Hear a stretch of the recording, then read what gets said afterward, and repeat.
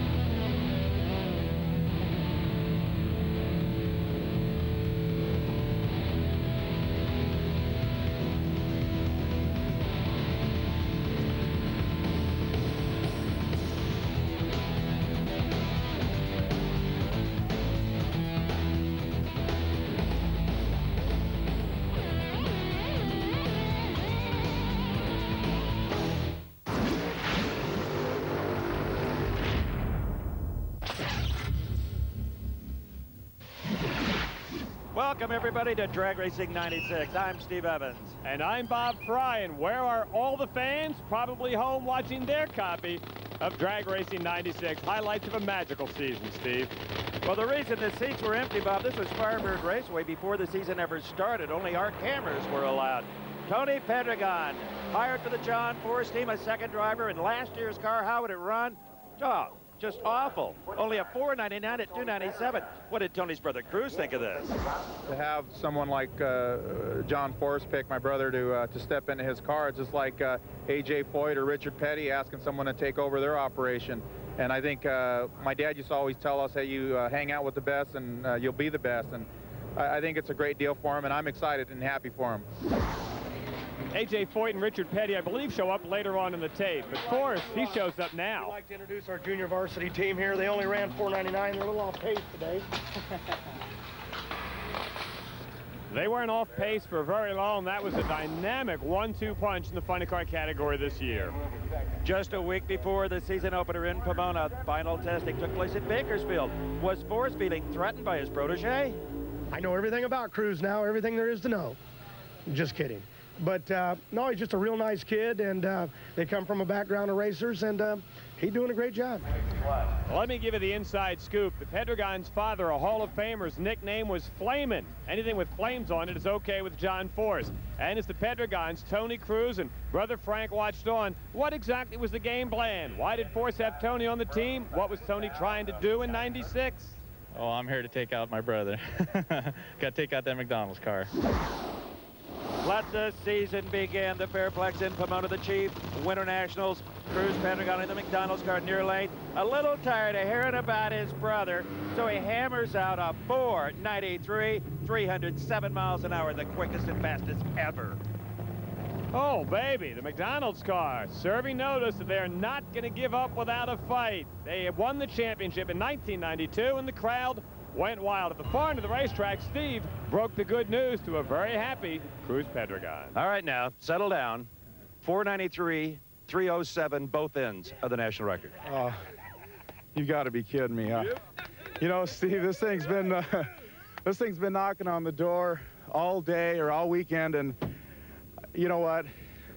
No matter how much you win in this sport, this thing will shock you every time. I'm just happy for McDonald's and Joe Gibbs. And how about this crew? These guys are the best. Dave Settles, Lee Beard, everyone. I'm just speechless. This is like winning U.S. Nationals. Correct me if I'm wrong, but he said I'm speechless, and he just gave you about 2 minutes, Steve. Yeah, 2 minutes from John Force, I would call speechless. No one wanted a great start to the season more than Al Hofman, the Western Auto car. This was round one against Mark Sievers. We'll let the video speak for itself here.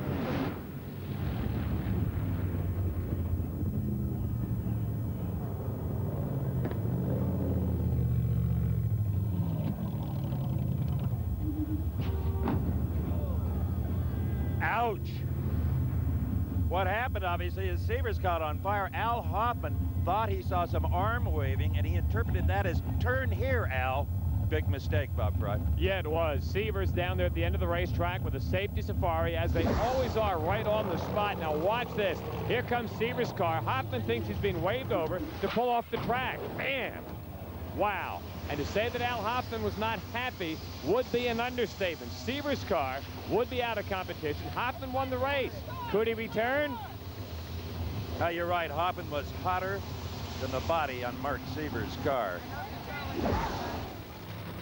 Funny car, round number 1 still. John Force looking on as his protege, Tony Pedregon, would face Richard Hartman in the car that Tony himself had driven in the previous season.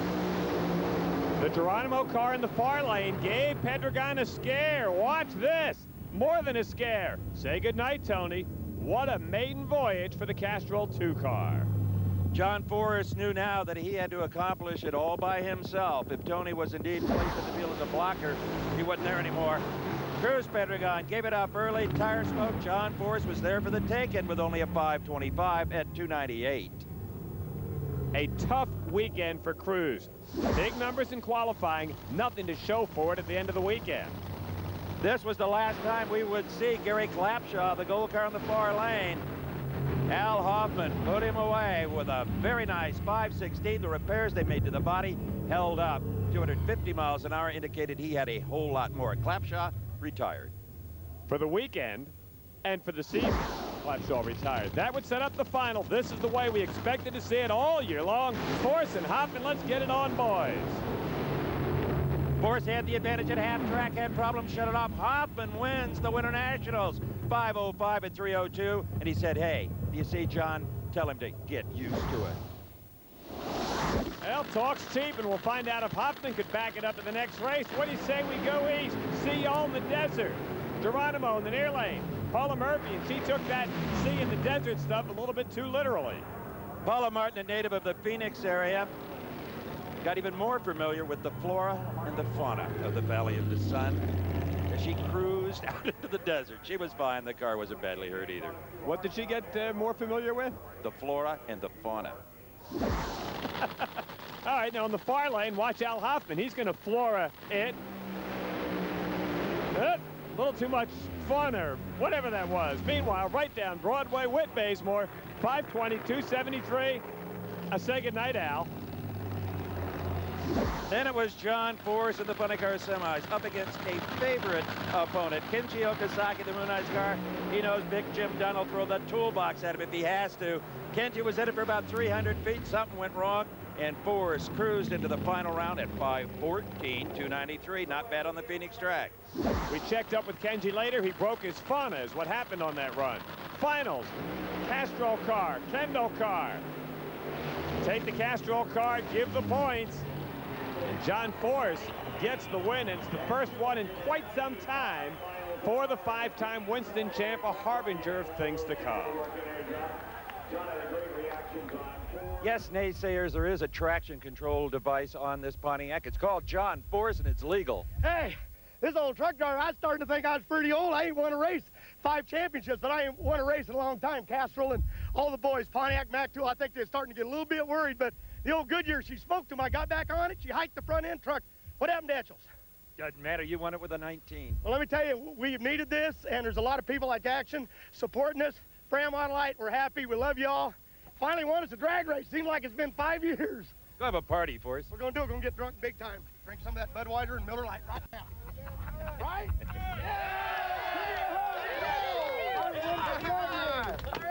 Right on, man. Wouldn't that a hug scare you? Hey, give me a hug. They all got scared, Rana. Oh, darling. You done okay? You bet.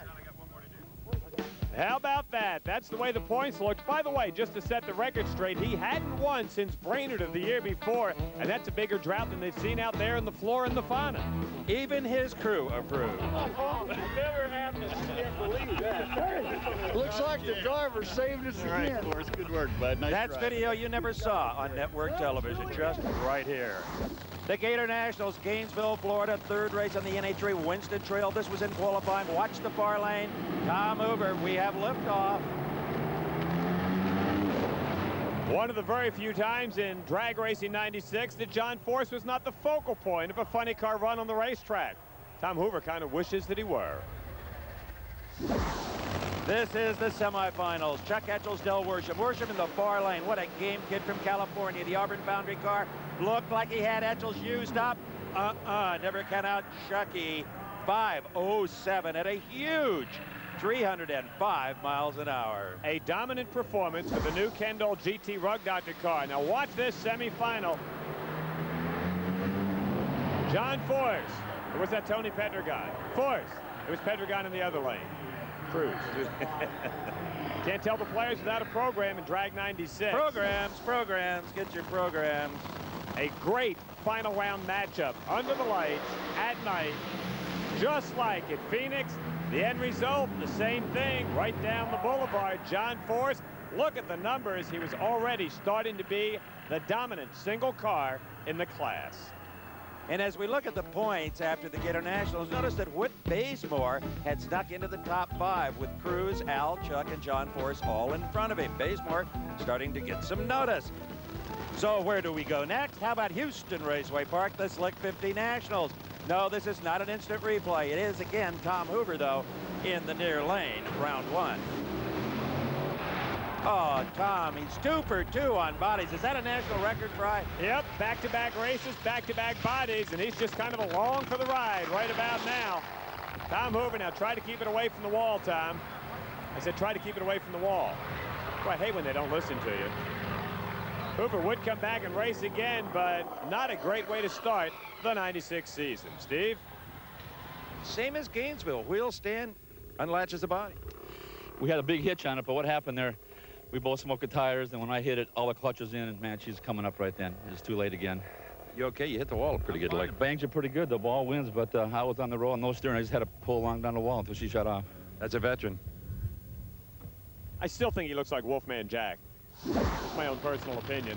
All right, it's the matchup we've all been waiting for. Well, except for the other guys in the funny car class. It's Pedregon, it's Force. It's Pedregon, it's Force. You got it. The first time the two would meet side by side.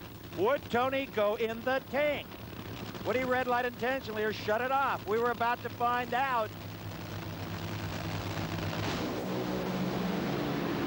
Tony a little short in the clutch department, didn't have much of a launch. Force runs 5:02 at only 273. Tony ran 5:15 over 300 miles an hour, trying to gun the boss down. At the far end, what the heck? I'd like to both of them. You happy, Tony? Yeah, I'm happy. I tell you, when that thing started to sputter, his 300 darn near nailed you. You ran 300? Who's 300? Yes. It ran 300. I was running after you. Now watch this. Rick Stewart now motions Al Hofman, who is taking his time staging the race car against Force in the finals. Hofman and Pomona said, hey, Force, get used to it. Well, he was half right. Somebody better get used to it. Force with an 05 at 294. He picks up win number 2 in a row. I'm a 46-year-old truck driver still trying to prove myself. Got my kid trying to outrun me, or my driver, and Hofman parked on me on the start line. I didn't know what was happening. I didn't know if he had a problem or what. He wouldn't come in. I was setting down an old clutch he was dragging, but what can I say to the folks that pay me? Castro, Pontiac, Mac Tool, Action Collectibles. We're pretty bad, guys. They are bad, B-A-D. They're also number 1, O-N-E, and would stay there for the rest of the season. Wow. That's W-O-W. And our you scared? Did you have a problem up there? Yeah, we blew tires off. Oh, you mean staging? Yeah. I don't know what was going on. I was trying to get in, and every time I go up there, my brake is different. I didn't want to go in deep. I was trying to hold the pedal down and started shoving the old foot over it, started vibrating. But anyway, let's go have a beer. Would have been a good race if Dan had gone to the end. We were side by side for quite a while. I love it. I may have to let you. Except Nobody else is gonna. Except every time I kiss him, he always tells the paper it was something different. It makes me look bad. You can't be kissing. Everybody, hey, Evans. And it's his birthday. This is my hat I won. April Fool baby. That's his hat he won. The cat in the hat, John Force. We always have a great time. The Winston Select Invitational, Rockingham, North Carolina. No points, but a lot of money. And Richard Petty was the Grand Marshal.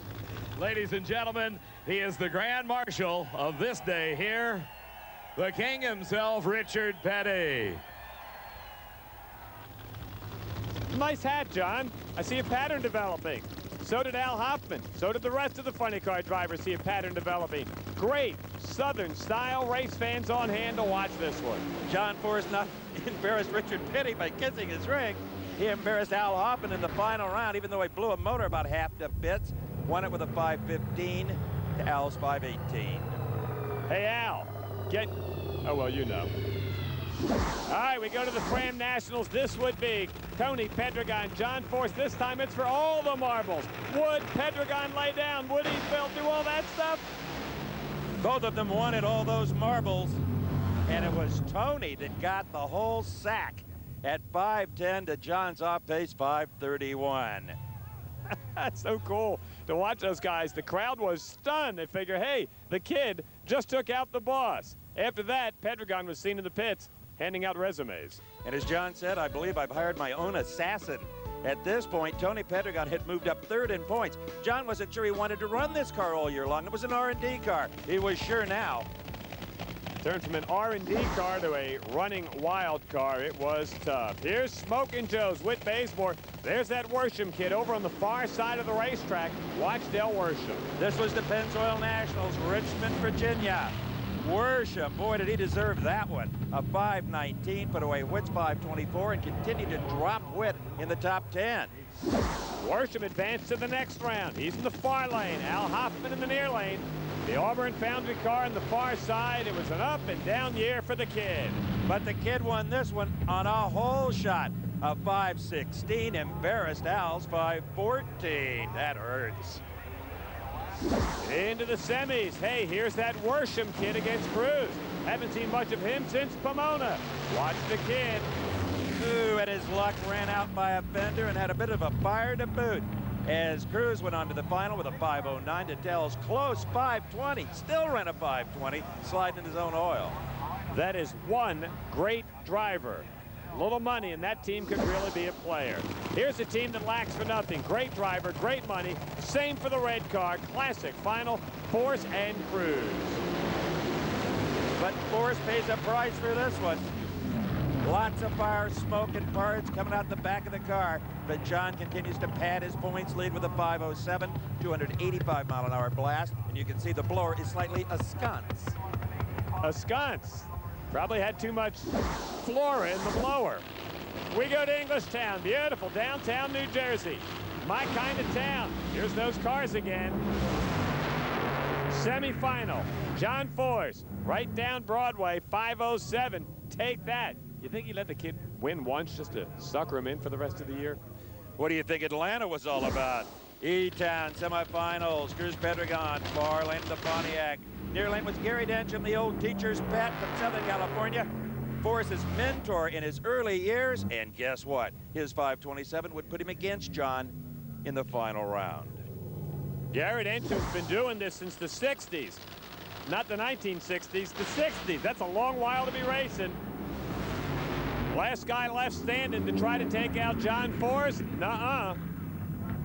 Forrest with an 08 298, but a great effort by Gary Densham in the AAA NEC car. That's why we like the sport of drag racing. Guys like Densham can try to be the giant killers. And sooner or later, he's going to pull it off. Well, Forrest was starting to run away from Al. Take that Hofman, Pedregon, two Pedregons running third and fourth. The battle really all year long from this point on was between those two. Oh, we had a lot of fun in Columbus, Ohio. Got completely rained out. Had to come back the following Saturday to a hot, brutal weekend. You think it was brutal for the fans. It was brutal for the Castrol cars. Forrest in the far lane. Etchells actually out-pedals the champ and gets the win. It wasn't an artistic success, but he took John Forrest out of here in round number 2. For his troubles, he gets the kid in round 3. He sure did on a less than great racetrack. This was a driver's race. Who had the most nimble right foot to reach the winner's circle.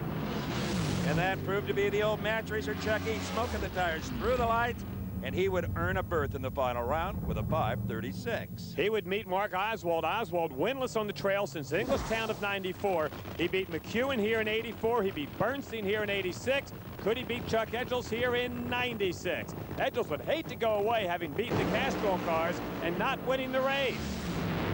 Chuck Etchells maybe had the run of the day at a 5:17. That was like a 4-second run anywhere else at 2:87. We started to feel like we're the Harlem, you know, we're like the guys the Harlem Globetrotters play every week, you know. I mean, like Generals, yeah. Yeah, like we're always getting beat up. I gotta say one thing though, Steve, because Mighty Auto Parts will kill me. We got so many names on this, and we hadn't been to the second round in so long. We started thanking all the sponsors, you know. Totally blew it on them. So, but thanks, Kendall. Thanks all you guys. We love you. And there's your trophy. Congratulations. Thanks for the nice words about Pontiac. You beat two of my guys. Hey, even the Generals beat the Globetrotters once in a lifetime. And the crew went wild. Good job, Chuck. Then there was Memphis in June, the Pennzoil Nationals. Only 2 words describe it: hot and humid, hell-like. There might be 3 words, but anyway, it was the Pedregon boys mixing it up. They actually ran once in '95. You remember that from your Drag Racing '95 tape. First meeting here in '96, and watch what happens. Oh, they take this so seriously. And Tony won the semifinal round at a 5:29. The Cruz is not far off, 5:32. Well, here they are, the brothers Pedregon, and your first meeting certainly didn't disappoint anybody. Well, maybe Cruz. You won it with a 29. Well, that's great. I knew it'd be a close race, and I got a lot of respect for my brother. I love him, but, you know, there's a war going on out here, and, you know, we're just happy to do it for Castrol, Mac Tools, and Pontiac, all our sponsors. Did you guys chat a little bit, Cruz, before the race? No, we're professionals out here. There's no chatting out here. I'm real disappointed there, but you know, they had the better car today, and Tony did a good job out there. Fine show, gentlemen. He said it's a war out there. Tony had only won the battle. The war would come in the finals. If you're keeping score, and I know you are at home, it's forced to. Tony won so far in '96. With Tony's inexperience, I think the crew is hesitant to give him a lot of clutch. He can't pedal like John does. They hoped John would smoke the tires. He did a little Louie in the middle of the racetrack, but still won it. 5:30 to a 5:55. Same spots. Yeah. Anyway, good job. It's a good weekend. Amen. Let's go to Norwalk, Ohio. Get him again. Gee, I'm pretty sure that Norwalk, Ohio one isn't on Drag 96. 4 states at the top of the pack just pulling away. The other guys can see him, but they won't touch him. We're match racing in Norwalk. That's where we're going. We still on? Got a shot at his hat? We went to Topeka with a heavy heart. NHRA's photo editor for some 30 years, Leslie Lovett, had passed away the previous week of a heart attack doing what he loved best, sport fishing off of the Mexican coast. He will be missed. Brad Platt from New Jersey on the far side trying to stop John Forrest. Yeah, right. I got a better chance of hitting the Jersey lottery. The quickest elapsed time ever, 4:88. Disregard the speed. There was a malfunction, obviously, on the scoreboard, but not on the elapsed time side, 4:88. But Forrest would have to back it up with 1%. That was just in qualifying. He had 4 runs and eliminations to try to do that. Force's performance and the numbers that we would see this weekend from the funny cars as impressive as anything we'd ever seen here. Well, the star of sheer speed, MPH, mile per hour, was Cruz Pedregon. This is round 2 again against his brother Tony. Forget the elapsed time. What we remember was the speed, 310 miles an hour. We thought that was absolutely incredible. Maybe nobody in the world would ever go faster until the semifinal round against Mark Oswald. Poor Mark Oswald always seems to be in the wrong place at the wrong time. The In-N-Out Burger car would give the McDonald's car a shot for about the first 300 feet, but then watch this. This is poetry in motion. 311 miles an hour and our second, oh, baby, of the tape. Cruz and Forrest. The fans couldn't have designed a better final. Under the lights, 16 rocket ships. The quickest race ever side by side, 93 to a 94. We got the win here, and I want to say here tonight to sponsors, you know who we are. A person we miss out there that's not on the guardrail taking pictures. Leslie Lovett. I wanted to give him 8. I ran into 4s. I wanted to give him 8 of them in a row because that guy, he didn't care about interviews that you gave. He didn't care about the people. All Leslie Lovett cared about was an ET slip. He said, that's what Perdone's after. That's what we went after. We got you 8 of them, Lovett. We love you, and we miss you. I'm pretty excited. This is a great race for all my sponsors, Castrol, Pontiac, Mac Tool, and I wanted that 8 deal. I said, Coyle, don't go record and lose it. Where am I going with this interview? I don't even care. It was a wonderful thought, John, and we all agree and appreciate it. We love you, Lovett. That's it. Steve, you ever get the feeling you're kind of along for the ride on those deals? Human microphone stand, that's all I am. You know, 311 miles an hour at Topeka was really something. But how about at 6,700 feet in the air? Vandermeer Speedway, the Mopar Parts Mile High Nationals, qualifying Friday night. Huge crowd. Oswald again, far lane. Force, near lane. Maybe the run of the year. 5:04 at 301.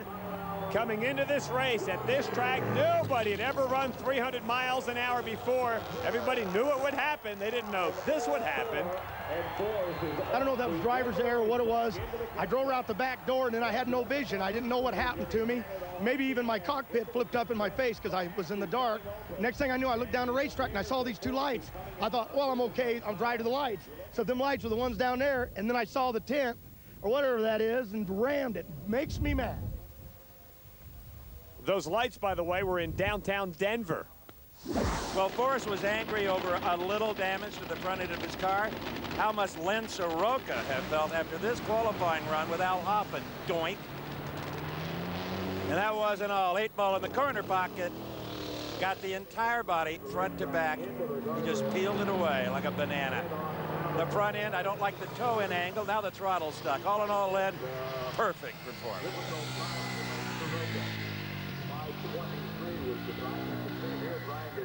I'm not the most technically oriented guy in the world, but they're not supposed to do that, are they, Steve? It needs an alignment, that's for sure.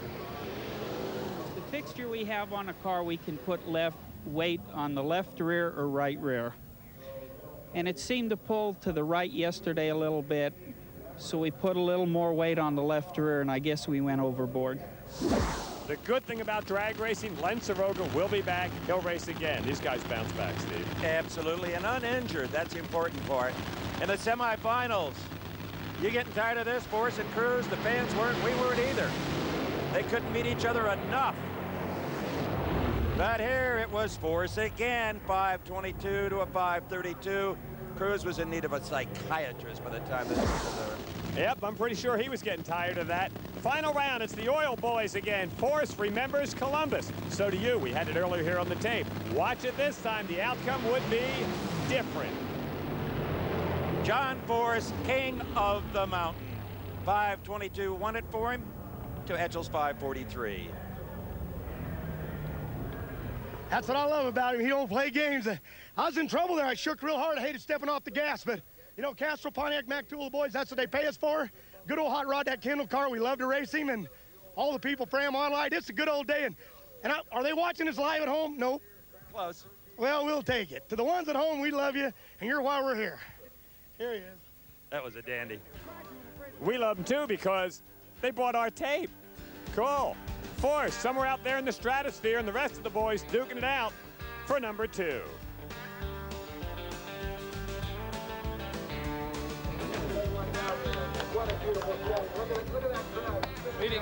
Well, John and his crew didn't have too long to celebrate because the very next weekend, the Autolite Nationals in the wine country of Northern California. For a lot of the funny car racers, it was going to be wine country when this one was over.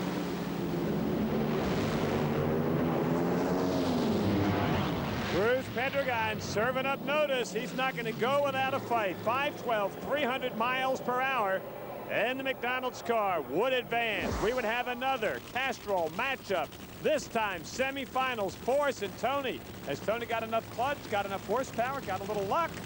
Well, one thing for sure, he was on the wrong side of the ladder. He wasn't supposed to meet Force into the final if that could possibly happen. John had seen the 5:12 Cruz. He tried to better it, and he did. A 5:07 at 299. Not a bad season now. John Force in his 11th final in 12 races. Cruz Pedregon There's that car again on the far side of the racetrack, and this time, watch it. The whining would go to Force. I can't believe he beat me. That's unbelievable, Steve. I've been trying to beat Force for a while. He's awesome. He knows I love him, I respect him, but this is a good team. Dave Settles, this McDonald's team. If I don't see him excited, I'm extremely excited, but we're numb after getting beat so many times. But I just want to say thanks to McDonald's. We've not had a good year this year, but we're coming around. Cruz Pedregon picking up his first win since Topeka of '95. And the battle in Winston Points was for second and third between this man and his brother. Force over there to agitate him some more. He never gives up. But we almost gave up on the Northwest Nationals in Seattle for the second year in a row. Rain, and more rain. This was Monday, Tuesday, Wednesday. I don't even remember. Do you remember the car in the far lane? Richard Hofman qualified #1 for this event. Everybody else did, and look at that. Early action, Tony Pedregon with a gift. Hardman breaks. Pedregon throws the blower belt, 587, but that Castrol team continues to find ways to win. Well, you saw what happened in the final round at Sonoma, where Cruz finally got to John Force by 0.02 of a second. Well, they were to meet in the semifinals because the Cruiser goes 2 for 2. It sure looked like it. He was going to do it until he smoked the tires and had some mechanical problems, and Force sneaked by with a 499 at 302. Sneaks by with a 499. Words you don't normally hear together. It's like, hey, is that the banjo player's Porsche? Set up the finals between Force and the kid. Can Pedregon pick up his second win of the season? I don't think so, Tim. John Force unrelenting, winning again, just about locking up the championship, and it's only August. Can you get as big a hoot out of beating Tony as, say, Cruz or Hofman? No, I think I go back years ago to '92 when old Cruiser took me out, but Tony's a sweetheart. You got to love him, and he's a champion. That's what we're building. We're trying to shove him up to #2. He moved up on Cruz on points today, and that's critical, but he's a great kid. Ladies and gentlemen, mark it down. John Force made a complete sentence. Force, way out there. The rest of the boys, Etchells moves into the 5 slot. Well, everybody got a much-needed weekend off before going to Brainerd, Minnesota, the Champion Auto Stores Nationals. Semifinals, that pesky Worsham kid here in the near lane up against Tony Pedregon. And as hard as Worsham tries, and believe me, he does, Tony was just too much on this day to 507 at 291. Remember Brad Platt? He surfaced again in Brainerd. That's that kid from New Jersey again. He's the hottest funny car driver from New Jersey since Al Segrini. Al used to just drive through the state. Force is driving through the field, and now this championship race really is almost over. Game effort for Platt, little sparks underneath, but hey, not to worry, the kid from the Garden State would return. Kind of like that banjo player in his Porsche. All right, here we go. Force versus Tony, the final round at Brainerd. Oh, surprise! Force wins, Force wins, Force wins. We got double duty here, but what we accomplished, we got Tony around his brother, around McDonald's, that's what it's all about. And got the big mo going into the U.S. Nationals. What's big mo mean? Momentum. Oh, momentum. Well, Steve, I ain't told you I'm just an old overweight truck driver. Ask Bazemore. A dumb overweight truck driver. The big mo, what does that mean? What I'm doing? Oh, man, he's just too cool. Chuck Etchells hanging around there in the number 5 slot. They're not going to catch John Force. And I will never lay another sports metaphor on the man as long as I live. But John did take the momentum into the biggest race of them all, the U.S. Nationals. More prize money for funny car than the sport had ever seen. With the Big Bud Shootout, the U.S. Nationals, the bonuses here and there. Man, you could get rich on this one. And he will. Cruz Pedregon and John Force, the quintessential final round at any funny car race for the 1990s. This was for the Big Bud Bucks. $100,000 on the line. Force just trucks out 4 car lengths to put away Cruz.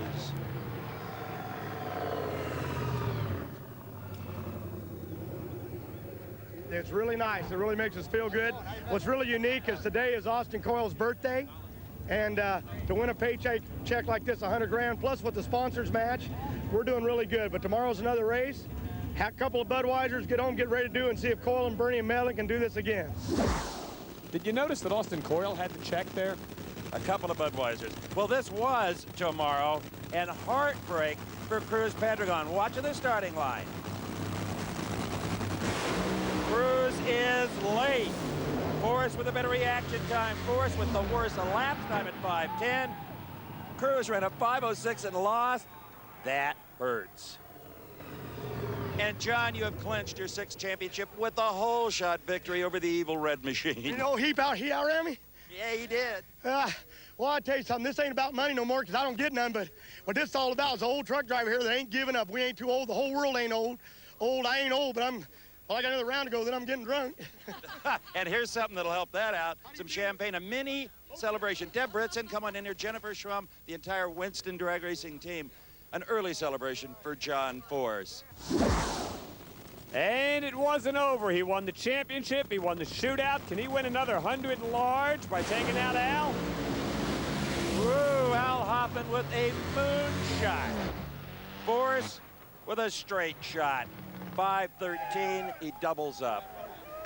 And there's going to be one big party. You can't accomplish any more in one weekend than you have. I'm drinking me some Budweiser tonight for NHRA in Winston and Castro, Pontiac, Mac Tool. That was a drag race. I don't know what happened. Looked like his front end stood up out there about 300 feet. It did. That boy went deep. He went after old Forsey. This old fat truck driver, tough. Can I tell you that? Hey, he's a great racer and I love him. But he went in, top lights went out and everything. I said, oh, we're going to do that. We're going to dance again, huh? Off pace a little bit. It doesn't matter. You won it. Off pace, what a run this time. Who cares? I should have run it have to up. talk to Cole about that. Pays way too much money this point. Hey, we're proud to be here, and for all the things this weekend. Still to the families, we love you.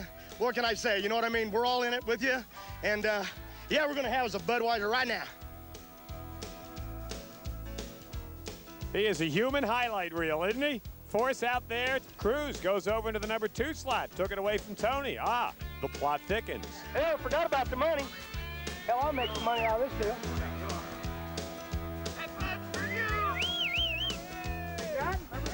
From all the pressures of Indianapolis, it was on to the relaxing countryside of Maple Grove, Pennsylvania. The Moon Eyes car of Kenji Okazaki up against John Force, the newly crowned champion. A 6-time champion can't get beat by a little budget car with a Japanese driver. Oh, yes, it can. Kenji Okazaki defeated Force with a 5:20 to John's 5:38. Kenji!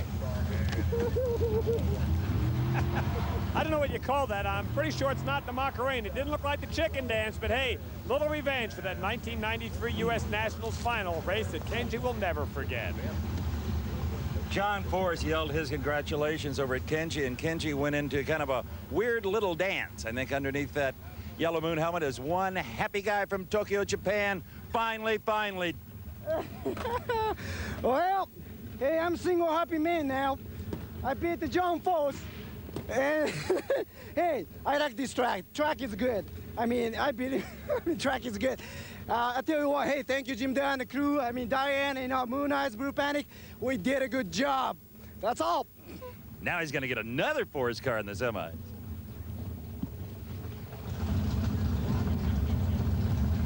Hey, Kenji, Chinese cookie said no way.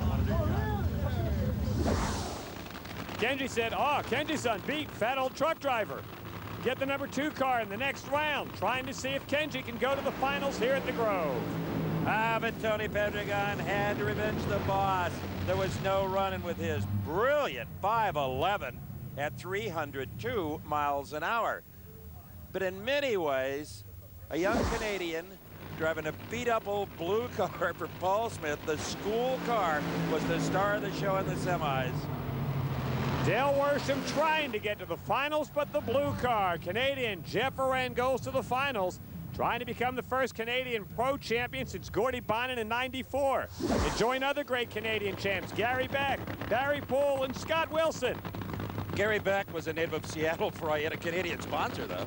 Well, and Scott Wilson never really won anything. I just like throwing his name out there. Let's see what the blue car can do right here. Not much of a chance. You don't think so? Oh, baby.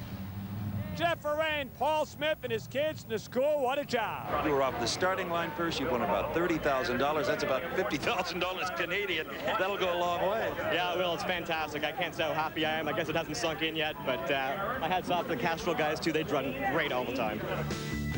I don't know about you, Steve, but I think that was one of the more emotional wins all season long. It was the biggest starting line celebration. It went on for days, it seemed like.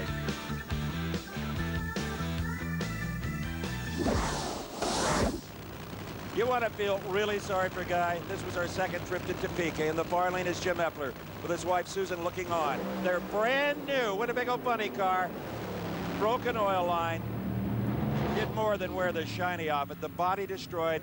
The motor sitting sideways in the car. It was almost a total loss. And as I said, it was brand new. You know, it was a brand new car. I don't know what happened. I guess maybe an oil line got under one tire, but I'll tell you, when they get away from you, they can get away from you. You're okay. That's the important part. Yeah, it is. You okay? Yeah, I'm okay. I'm okay. Question my sanity. Hey, he had Easy Care sponsoring the car. The thing's probably under warranty. It'll be the brothers Pedregon one more time at Heartland Park, Topeka. And this was in the semifinal round. The track had not been yielding the kind of times we saw earlier in the year. But for Tony Pedregon, it was mighty close. A 492 at 306 miles an hour. Remember, his boss holds the record here at 489. His boss also looking to hold another record, the most wins in a single season. If he wins here, he will have 12 wins. Nobody's ever done that before. Until now. Force with a 97 loves running here at this racetrack. Little bit of problem for Tony, but nothing to worry about. Well, I don't know. We really like shallow stage. We tried to go after the number. He okay, though? He's just fine. You got a 490, not quite the record, but you got the money in your 12th win. Well, that don't matter as long as he's okay. You know, we come out here for Castrol, Pontiac, McClenathan, all the guys try to do our deal. And where'd he get in trouble? Where was he in trouble? He's right up the starting line, but he's okay. Again, congratulations, John.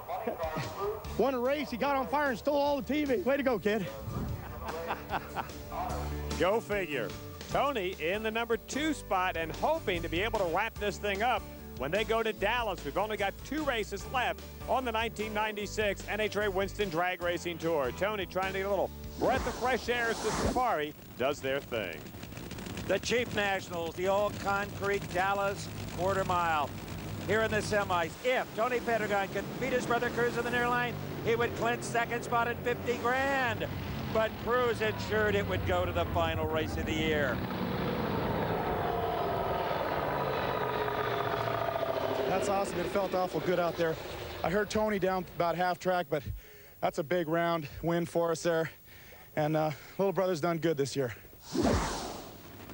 Whit Bazemore drove this car at the start of the season. Smokin' Joe's driver injured in a motorcycle accident, so the opponent for John Force in this run would be Dale Puldey, veteran Southern California runner. Used to run the Miller High Life Warrior. Great driver, great match racer. And former national event winner, but he was up against John Force. Impossible task, not for Dale Puldey. 5:02 to Force's 5:05. Well, it just wasn't a day here for Castrol. We're going to keep an eye on old Cruz. We want him to take old Cruz out, keep old Tony in that points. Now you're working for us, boss. Okay, buddy. Of course, we've been working for Winston a long time. You know that.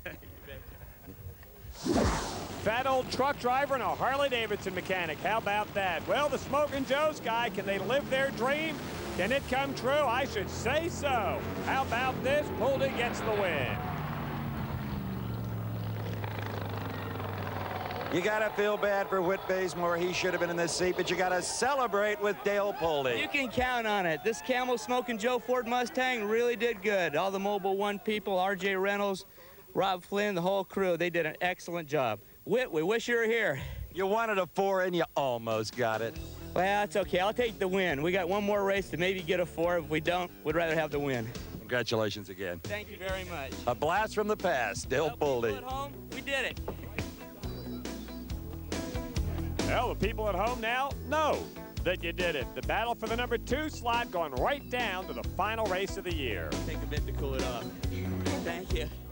Thank you very much. Thank you. To celebrate his 6th Winston Championship at Amato, the final race, John Force debuted a once and only once body. Austin Coyle appeared very impressed with the flame machine. Austin doesn't like anything changed during the season. Here we go. This was for the number 2 spot and $50,000.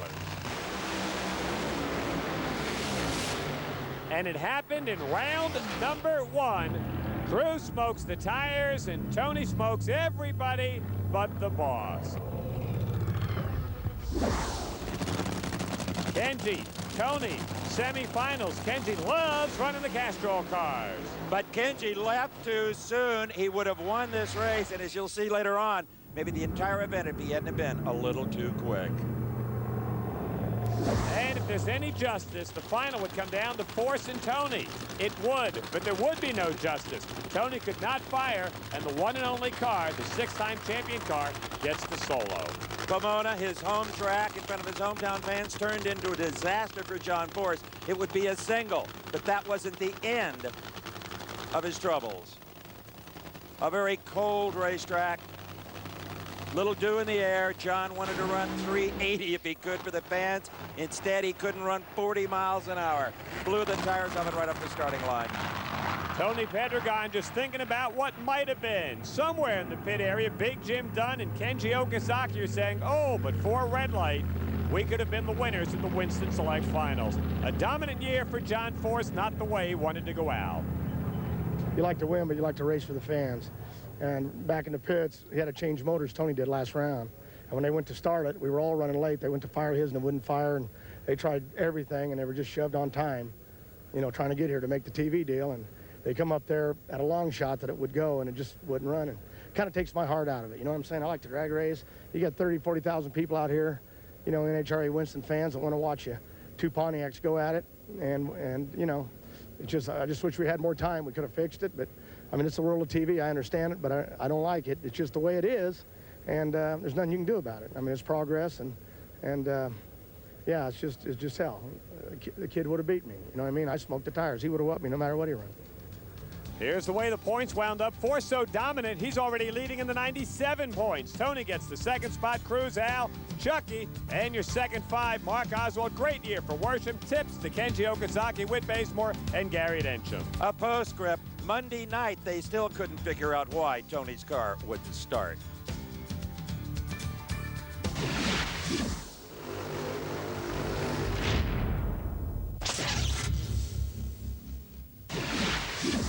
It's Pro Stock Time in Drag 96. Preseason testing at Bakersfield saw the return of the Dodge Boys. After being outrun by several rent-a-cars and a hopped-up golf cart, they headed back to Wayne County Speed Shop with their tail between their legs. The big story of 95 turned out to be the non-story of 96. Opening up at the Chief Auto Parts Winter Nationals, Warren Johnson, new look Pontiac. Pontiac, the official car of NHRA. The car of choice for Warren Johnson. The GM Performance Parts entry goes and qualifies number 1, 701-196, the 17th.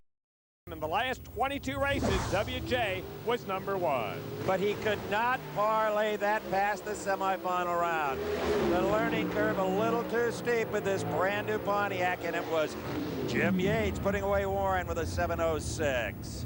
First of many times in Drag 96, we would see that meeting in Pro Stock. Jim Yates goes to the final against Billy Huff, running another Dick Maskin motor, team cars per se, and Jim Yates gets the first win of the 96 season en route to the championship. There's a whole lot of people in the pits, even in the stands, and we'll say that Billy Huff laid down for Yates, but Yates won at 704-195, so I guess it's academic. Jerry Bickle, Dick Maskin, chassis and engine builders respectively. Look at Yates atop the leaderboard. Billy Huff, WJ, Chuck Harris, Steve Schmidt wound out the top 5, but there's a lot of racing to go. Ooh, you bet. Our next stop on the NHRA Winston Tour, the ATSCO Nationals, Phoenix, Arizona. Warren Johnson versus Tom Martino. Martino sharp, one of the best competition eliminator drivers ever. This was in qualifying. Remember, Warren qualified on the pole at Pomona. Could he do it again? Yes, he could. 704-195, the best mark we saw during qualifying at Phoenix. But come first round, Warren was out of here. That was the first time since Englishtown 95 that Warren went out in the opening round. This is round 1. It's Huff, it's Yates, rematch of Pomona. End result, same thing. Yates gets the win. Huff in a Huff leaves the Maskin camp, decides to go pro stock racing on his own. Tom Martino versus Ray Franks in the semifinals. Terrific pro stock competition. It is Martino at a 7:14 to a 7:17. Martino all year long would cut that tree down to size. That's what you do when you hone your skills in comp eliminator, besides the fact he's from New Jersey. Thought now would be a good time to work that in. He's out in front of Yates, not for long. Gave it one of these jobs, had the wigglies. Yates has the gigglies. He is 2 for 2. And so are Bickle, Maskin, and Tony Yates, Jim's wife. For the first time ever, Jim Yates has won 2 in a row. Pomona and now Phoenix, the P races. How sweet it is. I'm going to tell you, that's great. That's absolutely fantastic. Nice, 7:05. That was consistently the number he wanted to run. The P races. Can he say that on TV? Oh, that's Diamond P. I get it. Yates, Harris, Martino, Franks, and there's that Huff boy in the number 5 slot. That was Pomona and Phoenix, Bob. Pomona and Phoenix. Jim Yates, Tom Martino. Studying the time slip that tells the tale for both of them. And on we went to beautiful Gainesville, Florida. In round number 1, it was Warren Johnson, the GM Performance Parts Pontiac, up against Mike Edwards, who not only drives but also rents the John Kite Winnebago car. Edwards, like Martino, a fugitive from the sportsman ranks. That's why he gets to be so quick on the line. Thanks to Professor, it should be noted, Edwards was your 16th qualifier in the quickest pro stock field ever was here at Gainesville. And for the second race in a row, Warren Johnson got to beat the traffic lost in round 1 via the hole shot. Oldsmobiles here in the semis, far lane, Mama Rosa Pizza. Mark Osborne taking on Steve Schmidt here in the semis. Schmidt looking to serve notice that he, his engines, and his team will be tough in 96. Goes to the finals with a 7:06, 196, the Dynagear car, in the championship round early in the year. Good Jim Yates score the hat trick. With the lights on in Gainesville, his McDonald's Pontiac was in the far lane. Steve Schmidt in the near lane. Gambling is illegal in Gainesville, Florida. Schmidt tried it, got the red light, and Yates won his 3rd consecutive NHRA Winston event with a 7:02. The McDonald's car patting that lead at the top of the board, looking for his first ever Winston championship. He had never won more than 1 race in a year. Here he is, the dominant single car. Schmidt within striking distance. Hey, where's the Professor? Has anybody seen the Professor? Jerry Bickle, the car builder. Tony Yates, could they carry that kind of performance into the Slick 50 Nationals in Houston? We're gonna show ya. But first, here's George Marnell versus Mike Edwards in round 1. Marnell, the red car far lane, he's the one to watch.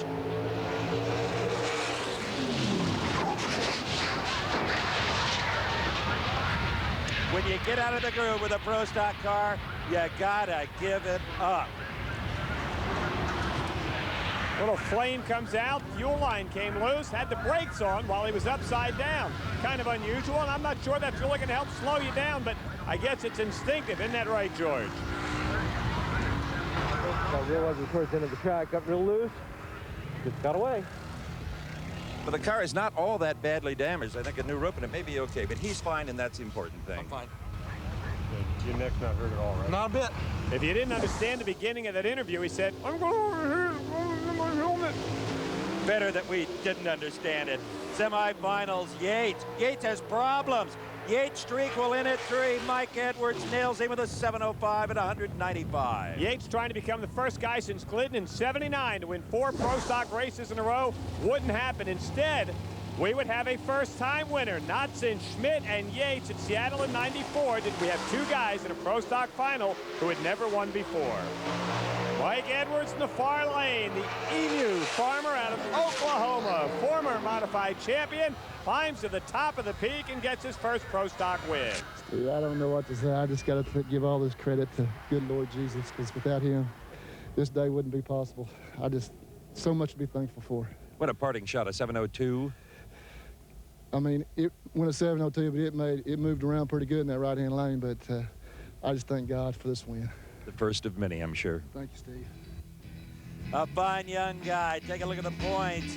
Jim Yates, Ray Franks, Steve Schmidt, Mike Edwards, Tom Martino. Who would have thought? Warren, where are you?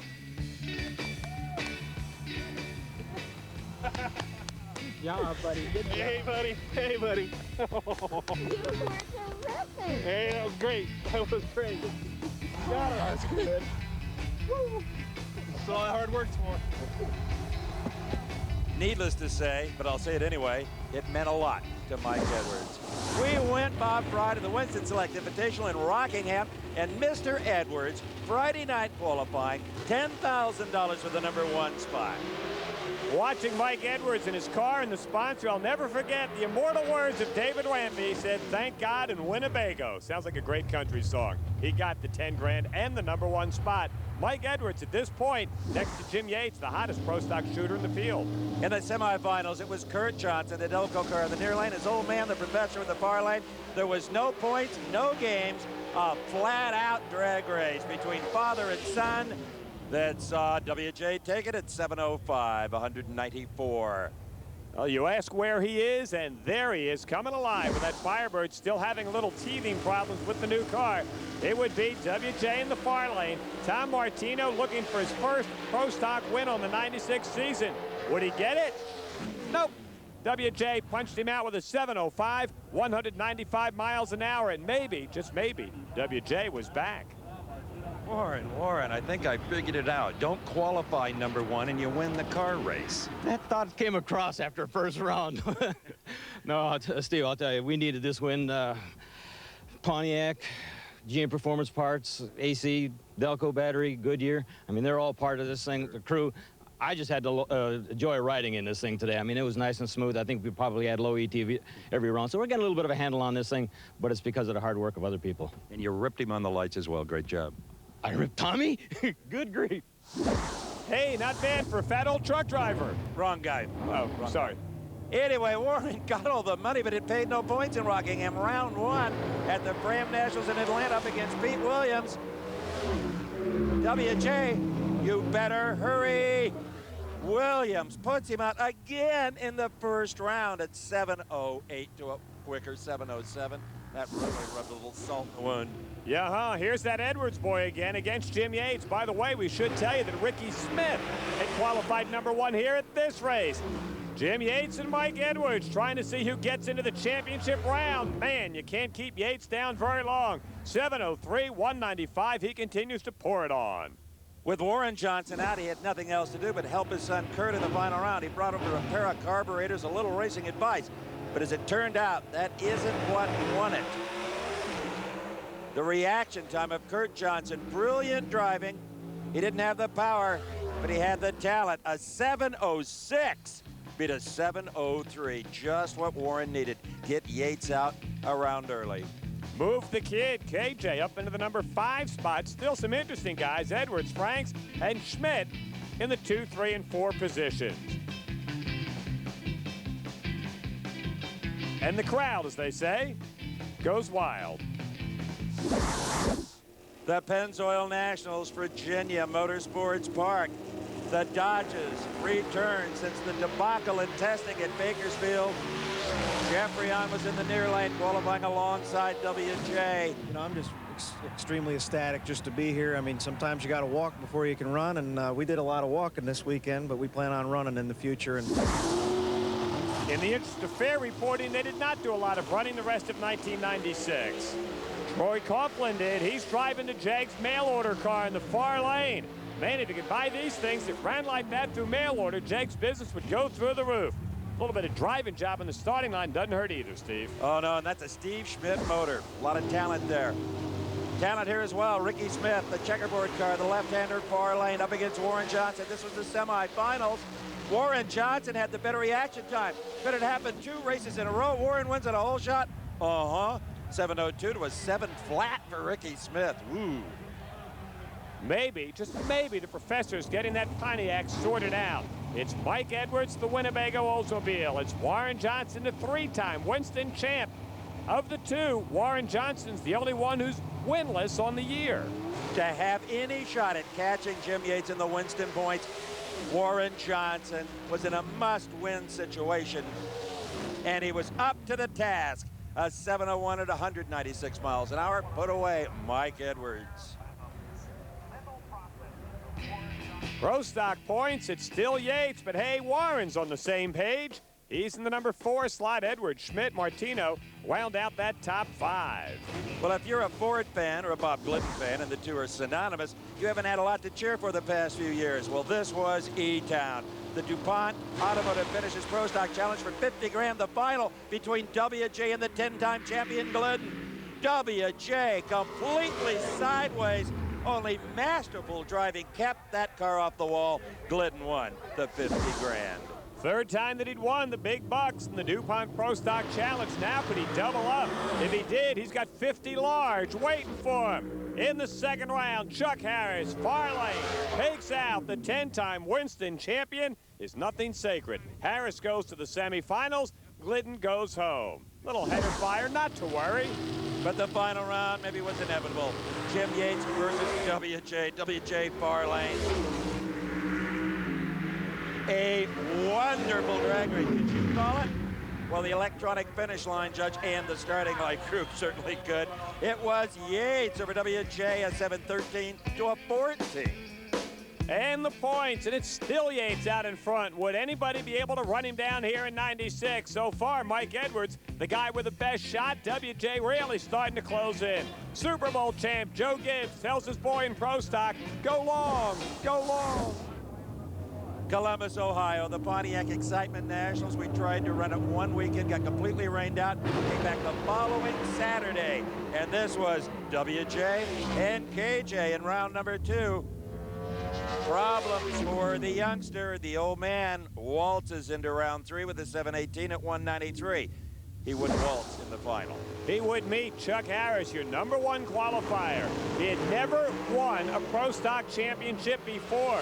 All he's got to do here is beat the winningest Pro Stocker of the 90s. Beat WJ, and he did it soundly. Wins it with a 7-16, 193 for his first ever. The man from Massachusetts wins his first one. Congratulations. Thank you. Kerry Toddy from Pontiac has got the trophy, and he enjoys presenting it to a Firebird driver. Your first one. Congratulations. Thank nice you. job. That Pontiac did the job. Thank you. You were right there. Where did you pass Warren on the racetrack? Pretty quick, I think. Pretty quick. I mean, we've been having a real good weekend. I mean, I can't say enough about my whole crew. John and Draco, my crew chief, my son, everybody that's been here helping. I want to thank Jim Yates. I want to thank Jerry Bickle and Dick Maskin for making that Maskin power. Because with the power, you wind up with this. We're just the best Father's Day present a man could have. That's right. Congratulations. Whoa, baby, WJ making a move. Don't look now, Jim Yates. You have got yourself a battle for the 1996 Winston Pro Stock Championship. Yes. Next stop, Memphis. Pennzoil Nationals, Winnebago car, Todd Patterson, far lane. Former NBA star, Larry Nance, near lane. Rough weekend for Nance. First, I tattooed him in a game of 1-on-1 basketball. We have film later on in the tape. Then he fails to qualify. Wasn't a great weekend either for Todd Patterson. Yeah, well, the former only happened if he was wearing handcuffs. But Warren Johnson knew that he was rising in the point standings and wanted to get some more, the greedy guy that he is. In the semifinals, he was again up against Rickie Smith. Remember the last time they met, Warren on a hole shot? Well, this time he didn't need a hole shot. A 720 was enough to do it. That's how thick the air was in Memphis and how hot it was. A 720 was a good Pro Stock Elapsed time. Good enough to put WJ in the finals for the 4th consecutive time. By the way, his son, Kurt Johnson, failed to make the field here at Memphis. WJ not only makes the field, he makes the winner's circle. Great drag race right there. It's another win. It wasn't beating Jim or McDonald's or anything like that because they've been doing an excellent job, but we have to win on our own. It's not that we want anything given to us. We had to get our team together, and I think we finally came through this year. In some ways, weren't you also racing Dick Maskin to build those motors? Oh, Dick's been doing an excellent job. Without Richard Maskins, I don't think that program would exist. I mean, everybody acknowledges that. They've done an excellent job of putting a driver, engine builder, and a team together, and I think we're comparable to that. Terrific performance. And you didn't even call him, what's his name? Warren Johnson just telling it like it is. And so are we. WJ's made a chase out of a thing that looked like a rout just a couple of races ago. WJ underestimated for having a personality. never underestimated, is Jim Yates. At Topeka, Kansas, this was the semifinals against Troy Coughlin. And remember what Troy did to him earlier in the season. Yates certainly did. Great move off the line. A lot of horsepower, and look at that. Couple of thou at the finish line, but the Mickey D's car wins it by a nose. And who'd have thought? Yates and WJ in the finals. And Warren still was in that I must beat Jim Yates situation. He was not that close in points. He had to get another 20 here. And bingo, he did just that with a 710 at 193 miles an hour. I have to thank Jim for that, for trying to jack around on the lights, because I'm running his new clutchless transmission. My hand accidentally shifted into second, so I have to put it back into neutral, back into first while he was jacking around on the starting line. But this GM Performance Parts Pontiac came through. But that's all kind of pro stock racing, and it always has been. Yeah, that's part of the act. I mean, that keeps those fans in the stands, and I guess that's the bottom line, entertainment. Yeah, he says that because he won. Would have been a different story had he lost. He wouldn't have talked to me.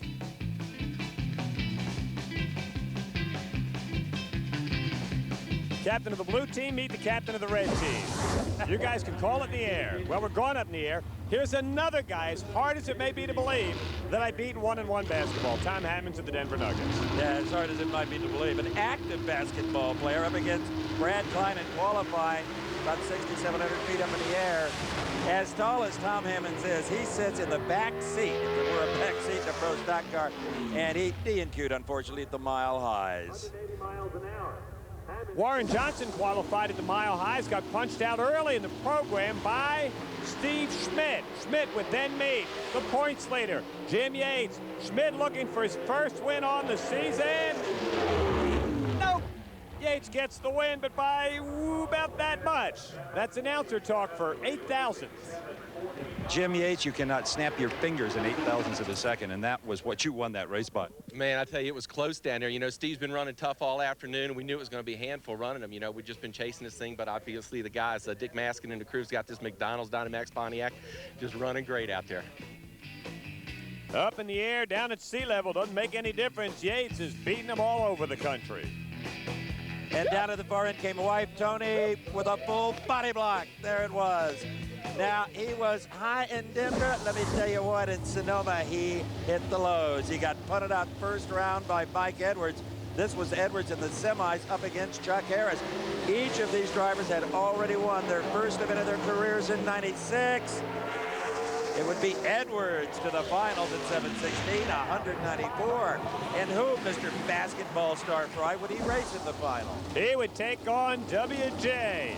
Starting line, it might look like a little delay of the game, but nope, they're both out of there, and WJ would get the win. He would cut that Jim Yates lead in half from 163 coming in. Yates now leads by 85 points. Edwards, Harris, Schmidt running 3, 4, and 5, but at this point, Steve, it looks like a two-car race. Yates can hear WJ coming. We went to Seattle, and here's another example of why you just got to give up on a pro stock car unless you're Bob Glidden at E-Town. Terry Adams, upside down, into the fence, back on his wheels. He was a passenger. We was under full power and was making a pretty good run, and basically the same thing happened to me. It happened to Barry Grant at the last run. It blew the oil pressure line off, and, you know, we're just kind of on our own after that. We'll let you survey the damage. It's not too terrible. Thanks. Okay. This is a quixotic sport. WJ, who cut the lead in half in the last race, bounced out in round 1 at Seattle. That left KJ to carry the family name into battle. He'd take on that Mike Edwards in the final, and how about that? Great drag race. Mike Edwards gets the win. And you crew chief this car as well. That's incredible. Yeah, I do, Steve. You know, there for a little while, I was concerned that I couldn't do both, but things was looking up, and hopefully I can keep that the rest of the year. 2 wins. Great job. Thanks, Steve. Jim Yates still atop the leaderboard. In fact, he put some distance between himself and Warren Johnson in Seattle, even though he didn't win the race. Kurt Johnson, he didn't win the race either. Mike Edwards won his second in his rookie season. A week off, and then Brainerd, Minnesota. Warren Johnson country. This is where he was born and raised and began his racing career, was in Minnesota. Jim Yates came to town with his Paul Bunyan axe, And what a race the two had in the semis. They both run 7:13, but as you can see by the winning distance, Warren had a much better reaction time, 193 miles an hour. WJ into the finals against Steve Schmidt, who hasn't won since the peak of 95. Could he do it here? Tough road to home. WJ loves this ballpark, and he goes right down the boulevard, gets the win. He runs 7:11. Warren Johnson's mother had never been to the racetrack when he won. Warren's mom. You need to shut a Warren's mom.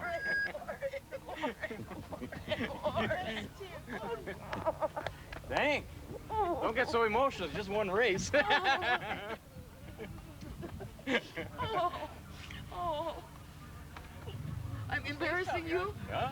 No. Have at it. We had our Diamond P cameras there listening in as she whispered in his ear, try to leave on time next time. No, I'm only kidding. I'm teasing. I didn't dare show myself because I don't know because I didn't want to. Okay? I never get excited. Oh, you did. Okay.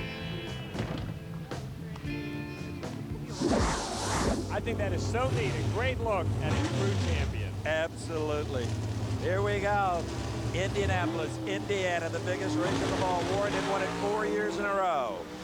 Almost hit the wall. About time to go looking for Mom for a little consolation. The Pennzoil car gets the nod, goes into the next round, and WJ, who was making such a big move, stunned in round number 1 with mechanical problems. He had broken a wheelie bar. His son, Kurt Johnson, the Delco car, black and yellow up against Chevy Yates. Boy, Warren needed the kid to get it done.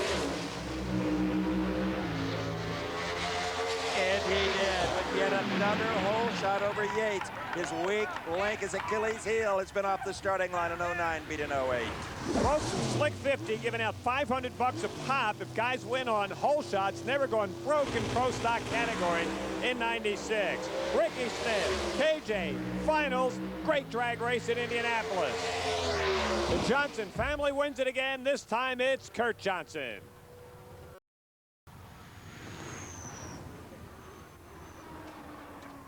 In the points battle, KJ moves into the number 4 slot. WJ did not help his championship chase at all here at Indianapolis Raceway Park. At Maple Grove, you remember Bob's basketball buddy, Tom Hammonds? Well, in qualifying, he again was alongside Brad Klein, a huge crowd on hand, all lusting after Mr. Hammond's autograph.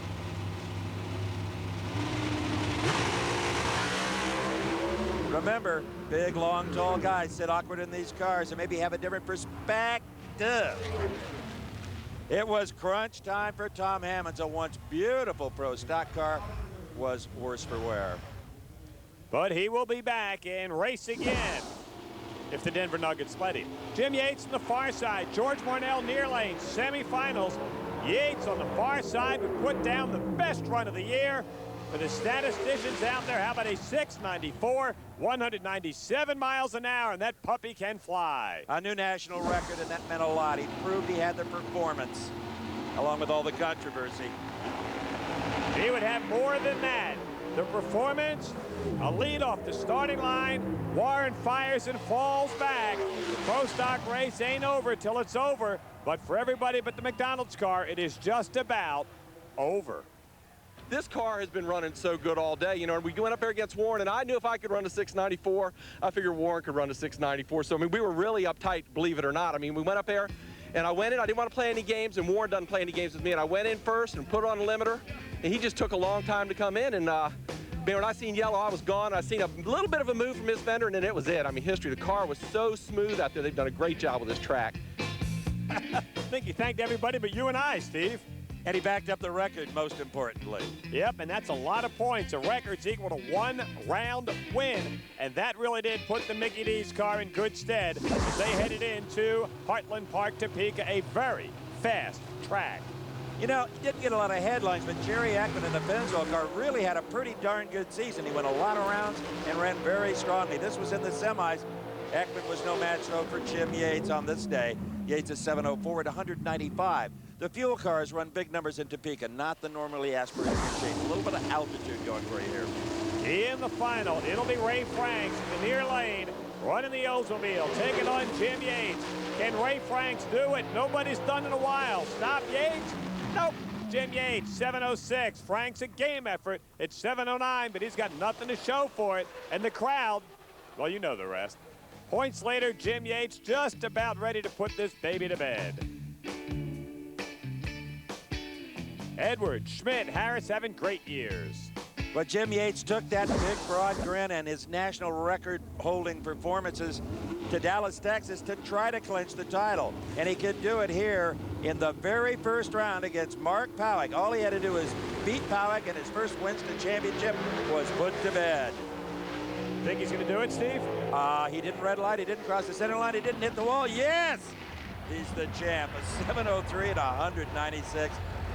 Sealed it away for Jim Yates. They were ecstatic. Jim Yates, a man who has worked his way to the top from bracket racing at his local track to Winston Pro Stock champion. Well, I tell you, this is just great. You know, the team has worked so hard, and I just want to thank my sponsors, McDonald's, Pontiac, and Dynamax, Champion Shell, Interstate, Joe Gibbs Racing, my crew, Dick Maskins.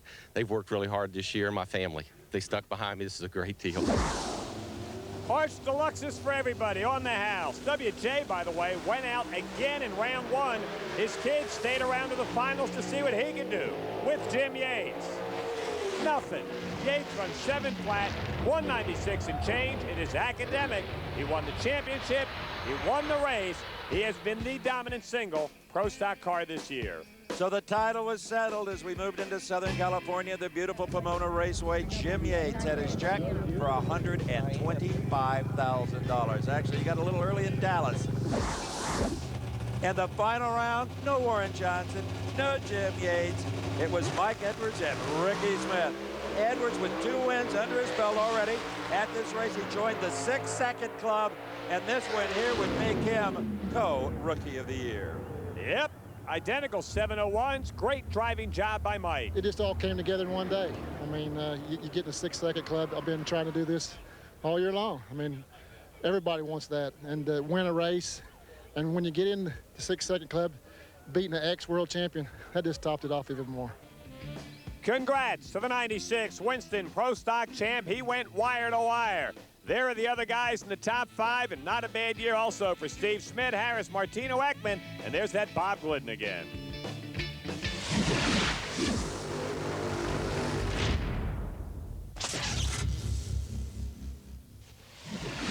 Thanks to this young man and a young woman you'll meet later on in the tape, the 1996 NHRA Winston Pro Stock motorcycle season was the best ever. And as always, Mr. Personality added a good degree of spice as well. That's Steve Johnson up against Matt Hines. This is qualifying at their first race of the year, Gainesville, Florida. Matt Hines wasted no time in flashing that legendary Vance and Hines horsepower. He would qualify number 3. Pro Stock bikes at the very first race of the year would give us the quickest field ever in Pro Stock bike history. Most people figured Schultz and Myers would duke it out for the title. Schultz served notice right away that he was going to be a player all year long. That is the Sunoco machine in the near lane. Not only did he snag the pole at Gainesville, but in record fashion, 7.386. Wow. And Dave Schultz, the great co-prepared motor scooter, would be a factor all season long. We have got Myers and Hines, Star Performance Parts, Vance and Hines, legends in the sport of Pro Stock motorcycle. One of them's going to bow out early, and look at that John Myers trying to defend his Winston championship. 745, 184. He'd go to the finals running well, but maybe not well enough to beat Schultz. And they ran true to form. The final under the lights was Dave Schultz and John Myers. You're on board with Dave Schultz. Woo! Schultz train-linked Myers to win the first event of the year, a 7:45 at 179 miles an hour. He also walked away with the national record. Down to Houston, next stop for the Pro Stock scooters. Matt Hines in the far lane, only his second race of the season. What would he do in qualifying? He would wind up in the number 1 position. And right on the edge of control was Matt Hines. Whoa. Both bikes fighting the wind at the end of the racetrack. Hines qualified number 1, then actually scraped the wall at the top end of the quarter mile. Schultz, Myers, semifinals. You can't let Dave Schultz get too far out in front of you, especially if you're John Myers. These riders make it look so easy. These machines are animals to ride. Body English plays a big part in control. You could throw a blanket over the two of them. They're that close, and how about that? Myers evens things up with Dave Schultz at just the second race of the season. Won the battle. Here's the war. John Smith in the finals.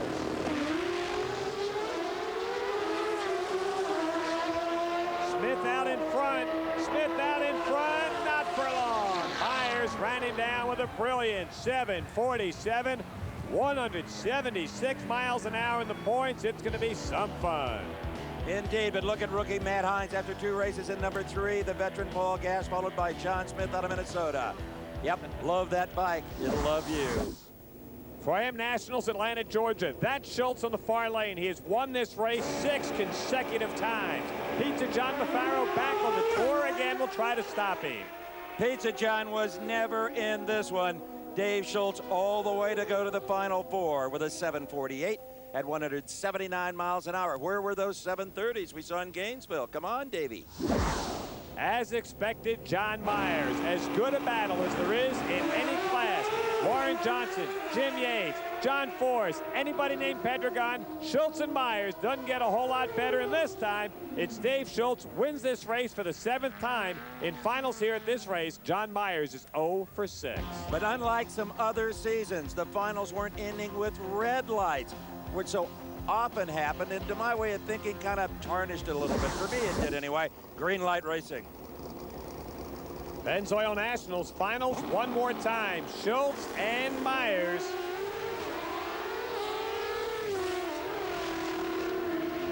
It would be John Myers holding on just the nose, gets the win.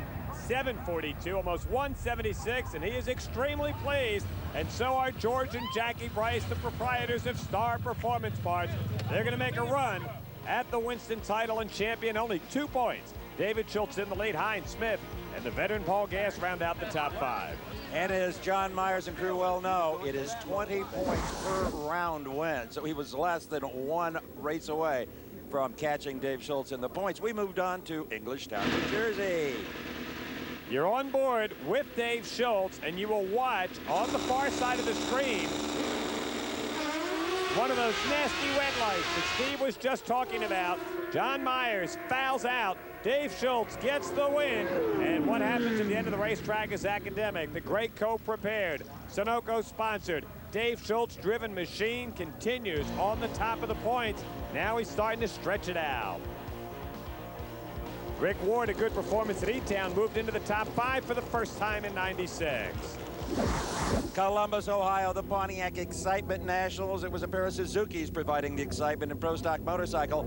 John Myers versus Hines in the semifinals, and Myers, the veteran red lights. What was I said about? Oh, never mind. I believe it's your fault, Steve. Matt Hines goes to his first ever final round. Running out of the legendary Vance and Hines Stabler's got a lot of horsepower, not a lot of experience. He would need both if he wants to beat this guy, Dave Schultz, the Sunoco rider, into the championship finals. And guess what? Another red light start. Matt Hines out of here. Dave Schultz in the winner's circle, in the lead, and seemingly in command in Pro Stock Bike. Well, certainly on the leaderboard, he appeared to be in command as Dave Schultz continued to sneak away from John Myers. He now had a 61-point lead for about 3 rounds of racing. The rookie Matt Hines solidly in the 3rd slot. We went to Denver, and guess what happened? 3 chicks showed up with motorcycles. By the way, that's Steve that said that if you're writing letters in. Stephanie Reeves in the far lane, she would qualify right here. Also, Angel Sealing, we'll see her in a minute. She qualified. Karen Stoffer out of Nevada did not. But not only 1, but 3 women show up and race Pro Stock Scoots here at the Mopar Parts Mile High Nationals, a harbinger of things to come. This is Angel Sealing. She went to the George Bryce Riding School, which is part of the Frank Hawley School in Gainesville. He was so impressed that he put her on a motorcycle. This was her qualifying effort. She not only qualifies, she nails down the number 4 spot and went on to the Final Four, where Dave Schultz brought an end to a great story. on the far lane, this is Karen Stoffer, the other lady we mentioned. She failed to qualify here, but a great effort this weekend. Trying to qualify in pro stock bike was extremely tough every time out this year. Sometime all three of these ladies ought to call down to Texas and invite Vicky Farr over to their house, because she was one of the first ladies ever to ride a pro stock bike in competition. Well, the final round at Denver found guess who? Dave Schultz, but not guess who? Matt Hines, the rookie. On the mountain, was he up to the task? He left on him. Schultz was coming, but couldn't catch Matt Hines. A 794 in the rarefied air put him in the winner's circle for the first time. I think he was doing that same dance Kenji was earlier on in the Drag 96 tape. Schultz leads, but the kid's kind of happy. No, I think that's the chicken dance. I'm pretty sure I've seen that before. Okay, we go to Brainerd, Minnesota. They love the bikes in Brainerd. The parking lot was just full of motorcycles. Schultz, Myers, semifinals. Myers needs to win if he wants to gain ground on Dave Schultz. He did, he would. Myers, 754, 171 miles an hour, put him into the finals against that Hines boy. Myers would break on the line. Hines wins the race, the first guy in the 90s besides Dave Schultz and John Myers to win 2 races in the same year. That's why you don't red light. You've always got a chance that the other driver, the other rider is going to have a problem. That was proof of the pudding right there. And Matt Hines all of a sudden throws his hat or helmet into the chase for the Winston title. Schultz, Myers at the top. Been some year for the kid from the Vance and Hines stable. Indy and the Wax Shop Pro Bike Dash final. There's that boy again, Steve. There he is, Matt Hines up against John Myers. The race within a race. $15,000 on the line. And Byron Hines would be a proud papa because Matt did it. Hines over Myers. But Monday was a new day. It was also Labor Day. In the semifinals, this is John Myers against his teammate, the newest addition to Star Racing, Angel Seeling. Angel going off against Myers. John still needs to keep pace. Oh, Angel cut him no slack. Almost took out the champion, and John Myers gets the win. Goes to the finals against the kid. Matt Hines has already won more pro stock races than his father Byron. Oh, but he wouldn't win Indy. He would not double up. He gets one of those nasty red light starts, and we all know it's Steve's fault. John Myers goes to the top of the pack over Dave Schultz. This baby's gone right down to the wire. Well, if that was my fault, I'll take credit for what happened in Maple Grove with Angel Seeling. One of the biggest stories in motorsports in America in 1996, with George Bryce looking on the beautiful Amish countryside in Pennsylvania. The young woman from New Orleans would make history. Angel Seeling a new national record, 7:42 at 177. I'm just really excited. This is my first final. This was my next goal as of yesterday, and I've accomplished it. And I want to thank George and Jackie for their patience with me. A 98-pound registered nurse, somebody better be checking her pulse. I believe that heart's beating rather quickly, not nearly as quickly as it would be when Dave Schultz fouls out. Angel Seeling, the 5th woman to win in pro classes, 23rd woman to win ever, and George Price, the folks from Star Racing absolutely go wild. And she did it with a 7:37, a new record. Schultz continues to lead the points, and Angel is really pumped. To show you what a team player she is, Angel on the right side of the screen decided to sit out the final round against her Star Racing teammate, John Myers. Myers running for the Winston Championship. Angel had the better bike on this day. Myers would have been in trouble had she staged up, but she decided to sit it out. She hopes that everybody understands the reasoning. The crowd booed us, and we hope that they understand that this was something we had to do. We couldn't take any chances. John needs the 20-point lead that he has now. And it's because of him and his experience on this bike and on the bike that I'm riding, which is his motorcycle that they gave to me to race. And the team has worked really hard all year to get us both to where we are, and it was my gift back to them for everything they've done for me. That would give John Myers a 22-point lead over Dave Schultz going into the final race for the bikes, the Winston Select Finals in Pomona. And that team happy with the game plan, happier with the lead. And that was the story coming into the Winston Select Finals until this young man, Matt Hines, crushed Etchells' record with a 7:36. He needed to back it up, and this was that effort in front of his hometown crowd. Could he do it? He lowered the record to a 7:34, much to the delight of Terry Vance, the tall guy in the background who pioneered this class. Things did not go according to plan for John Myers, George Bryce, and the folks from Star. Round number 1, they break. Stephanie Reeves gets the win, and the title hopes are iffy. Coming into the race, we had a 22-point lead, so, you know, now that's dead even, really. I mean, you get 20 points a round. Dave won the first round, we didn't, so it's looking good for them. Yes, indeed. It's Dave Schultz in the right lane. Larry Cook, who 15 years ago beat Dave Schultz to claim a motorcycle championship. Could he do it right here and keep the Star hopes alive? The early lead went to Cook.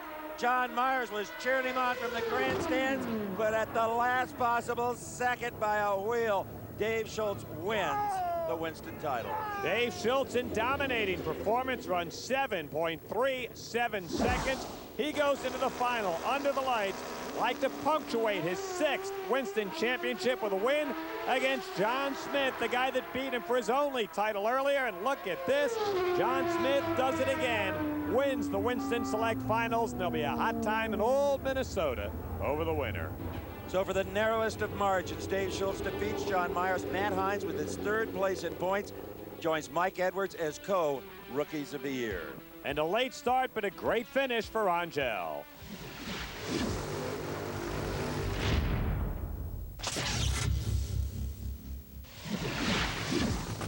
The final segment in Drag 96, the kings of the sport. Top Fuel Dragsters. Opening race, Pomona. Blaine Johnson, wheels in the air and qualifying. This one looked good. It was good. A national record, 4.66 seconds. Blaine Johnson has tied the national record at 4.66. I don't think anybody expected that on this racetrack. Wow, the conditions out here are excellent. You know, Alan's just making all the horsepower he can possibly get, and the track is holding it this week. It's going to be awesome. It would be Connie Kalitta, Scott Kalitta. Connie hadn't beaten the kid since 1994. Connie's been doing this for a while. His first win at the old Coliseum against Charlton Heston. That's how long he's been racing. Gets the win, wasn't pretty, but he goes to the semis. A little fire has never bothered Connie Kalitta. I think he kind of likes him, actually. This was Connie versus TJ Jr., Tommy Johnson in the semis. And Connie, without the fire, still wins at 488-285. Connie would move into the championship round opposite Blaine Johnson. Connie in his 21st Top Fuel final in a storied career. And Blaine was looking to make it 2 in a row at Pomona. He had won his first race in October of '95. Connie destroys another one, but it's Blaine Johnson with the win at 4.73 to take the early lead in Winston Top Fuel points.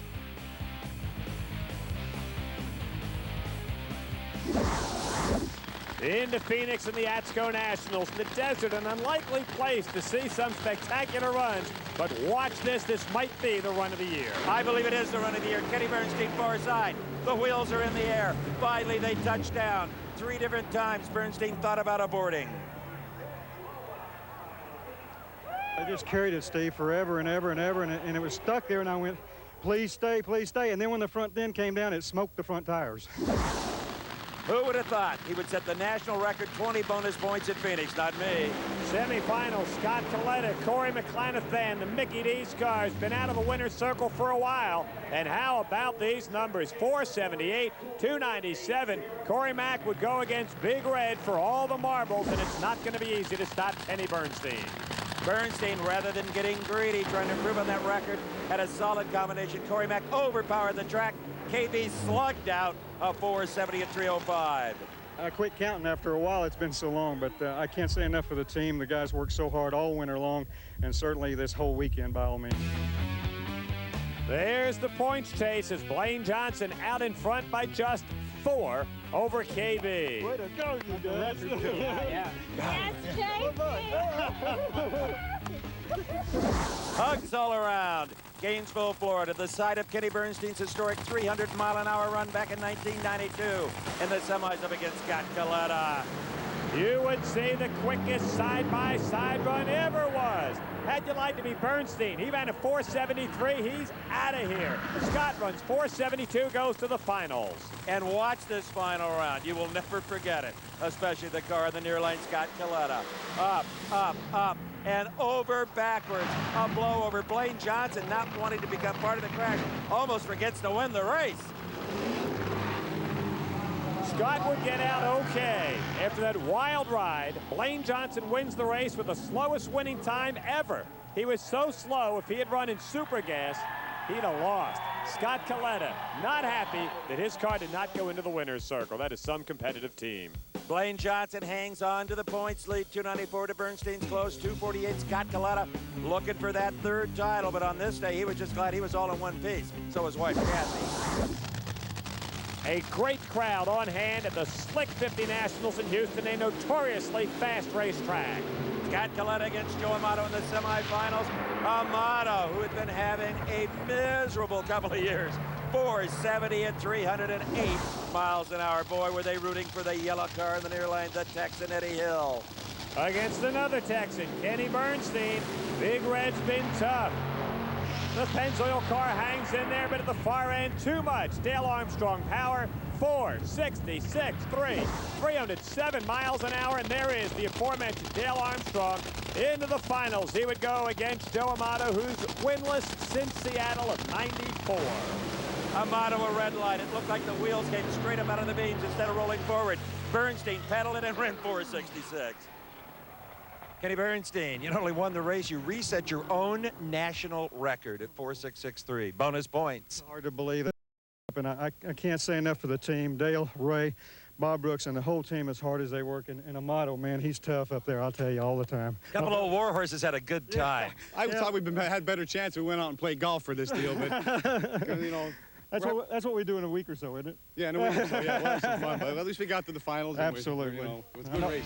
They love playing golf, and for Bernstein, a 460 turned out to be pretty much par for the course this year. He takes over the points lead. And that golf game they talked about happened on Thursday in Rockingham, North Carolina before the Winston Select Invitational. But this was Kenny Bernstein during qualifying alongside Mike Smith. Watch Bernstein. Oh, buddy, he got that one just in time and still did some damage to the A-arms and the front wheels of the automobile. I'm upset with myself because it was going up and I stuck with it a taste too long.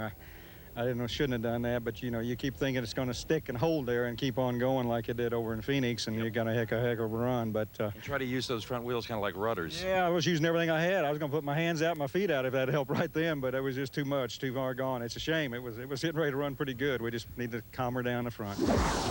Hey, that would have looked cool on the tape. Hands and feet out. Neat. Maybe he'll try it next year. Blaine Johnson, Larry Dixon in the final. Blaine Johnson, the Travers Tool car, too much. For Larry Dixon and Don Prudhomme, 477 for the win for Blaine Johnson. Well, Jesse James, you came here to rob the bank, and you definitely have done that. Oh, boy, it was a great weekend. Everything seemed to go our way all weekend, and no problems. I mean, no big problems, anyway. There's nothing we couldn't work around. But, you know, Alan makes some serious horsepower, and these guys are in trouble if this thing continues to run like it is. We found a few things this weekend. It's going to be a consistent sucker. Nice lap, Holmes. Thanks. Consistent sucker must be one of those driver terms there. We went to the Atlanta race, the Fram Nationals. Kenny Bernstein and Joe Amato were golfing on Sunday, Steve. Neither one qualified. Yeah, amazing. Far lane is Mike down. Near lane is Scott Kalitta, round number one. Kalitta rebuilt from Gainesville, but it's done with a 483, and Scott's season, little did he know, was to take a nasty turn. The finals at Atlanta, folks. Just sit, watch, and enjoy. What a driving job by Dixon. I went up into a wheel stand, and I said, damn, what am I going to do? And then got out of the throttle, and I got back in and went back up again, and I saw him, he was on fire. I'm like, damn, I think I can win this race. So I went after him, and, you know, what can I say? Snake and Miller and Pontiac and GMC. Even Don Prudhomme said, I'd have given up after the wheel stand. Right, Snake. I remember when. Blaine Johnson continued with the points lead. Kenny Bernstein right on his tail as the Snakes crew celebrated a win. Into the Pennzoil Nationals, the Western Auto Parts America car. That is Shelly Anderson aboard against the Travers Tool car. Blaine Johnson appeared to have the quicker car, but throws the fuel line off, and Shelly Anderson gets the win. 5 flat, 279. You wouldn't figure that'd be good enough to beat Blaine, but on this run and this day, it was. And if you think 5 flat was the best that Shelly Anderson could muster, watch this in the final round against Scott Kalitta. Kalitta foiling the tire. Shelly Anderson comes up with a 477, a nice number at 298 miles an hour to win her first race of 96. That big final round showing by Scott moves him into the number 2 spot. He leapfrogged KB, and he's just points behind Blaine Johnson. Englishtown, New Jersey, the Mopar Parts National. Shelly Anderson for Western Auto up against Larry Dixon. Remember his win from Atlanta.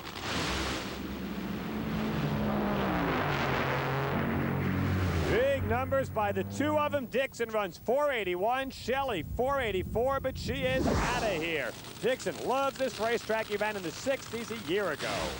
And was a formidable adversary for Joe Amato in the final. Amato considers this his home racetrack, and he won it. The crowd went wild. Can I say that too?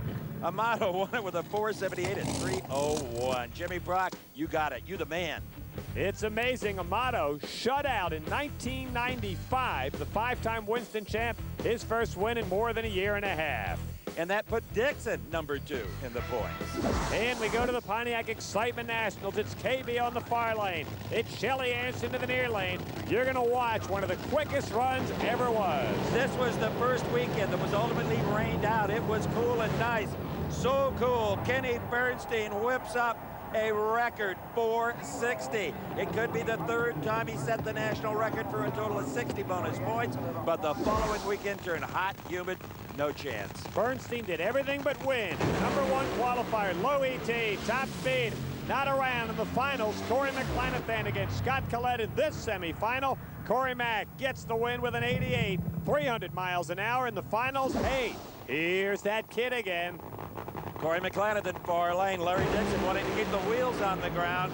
He had the chassis balanced perfectly, but not enough power. Problems mid-course. Cory Mack wins. 481, 306 miles an hour. To the victor go the spoils. Cory Mack, they're special when you haven't won one in, what, over a year? Yeah, it's been a while. We've been struggling.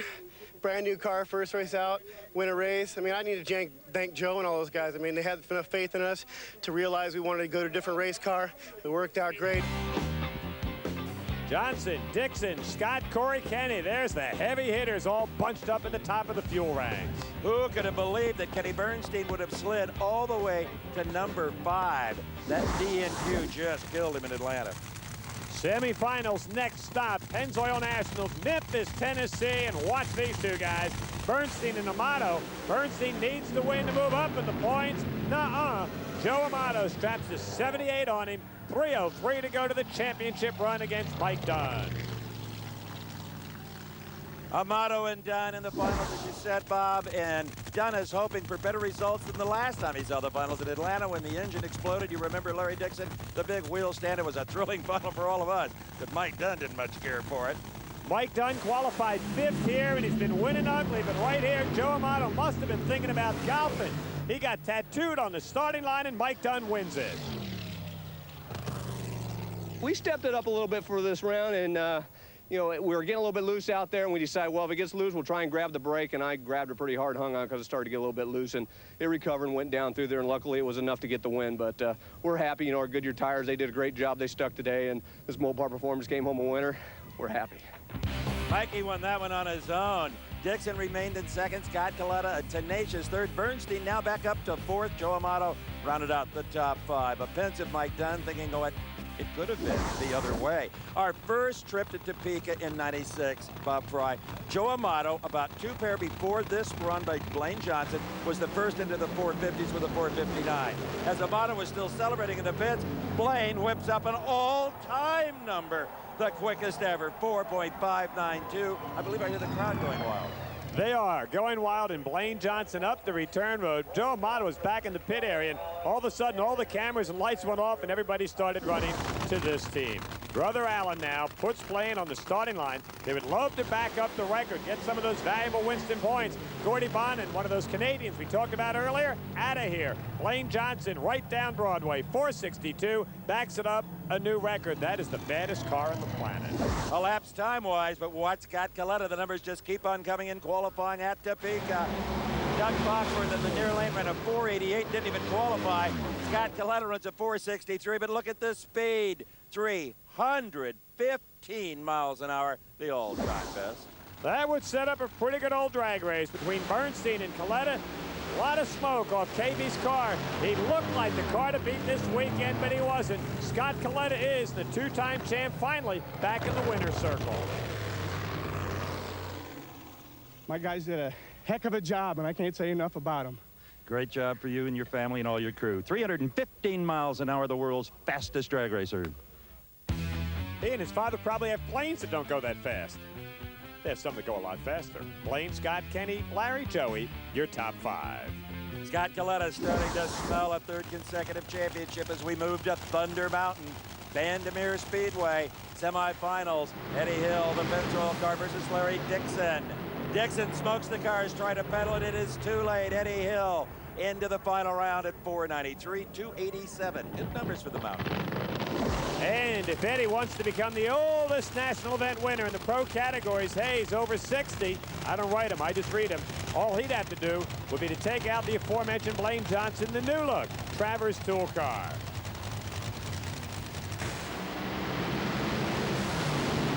Out of the gate, Blaine, he too strikes the tires. Eddie Hill gets the win. Well, I think the Lord was with us today, and thanks for Pennzoil for hanging with us through all these lean times like that. But we're having a great time again, and maybe we're back where we need to be for a while. And pulled a 484 out of the hat for the final. 484. Wow, hooray for our side. Well, I'm loving it. Thank you, boss. Congrats. I thought he was going to say, are you kidding me? They always ask you that. I know, as if I would kid about things like that. Am I not trustworthy? Every time Ursi come down, he always asks her, what'd I run? I already told him, he doesn't believe me. All right, let's slide on down the mountain to Sonoma, California. Kenny Bernstein getting desperate now for Winston points up against Bruce Sarver, the rookie, the CarQuest car on the far side. Sonoma, now more highly regarded than it was before, as Bernstein rips a 466 at 309. Let's credit Bruce Sarver, by the way, one of the great rookie seasons in Top Fuel. Did a great job. Final, Bernstein, Blaine. Bernstein needs the win to keep pace with the Travers tool car. He would not get it. Blaine throws a 467, 306, leaves Sonoma with the biggest lead of the season in Top Fuel points. Also picks up his third win of the year, the first driver to do it. Bernstein did salvage the top speed, almost 316 fast miles an hour.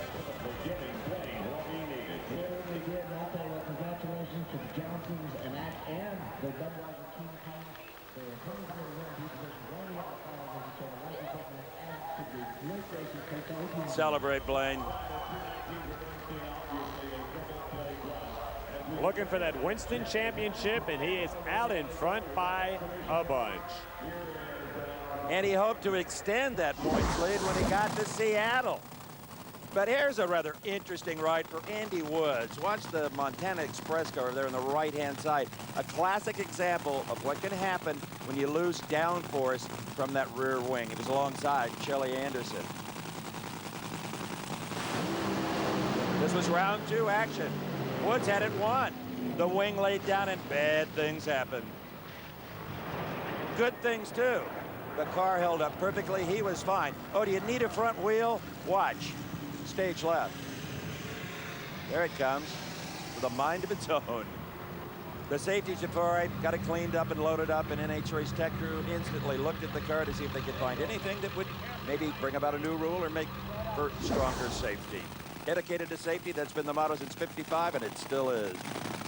Dedicated to beating Mike Dunn, that's Shelly Anderson's motto. Watch Dunn's car in the far lane. Couple of wheelies. Gets beat by a couple of wheelies. The top end, Shelly, 466. Larry Meyer said he'd run quick. We had clutch problems the first 2 runs, and he found it last night, and we really liked that rain, and quickest run of my life.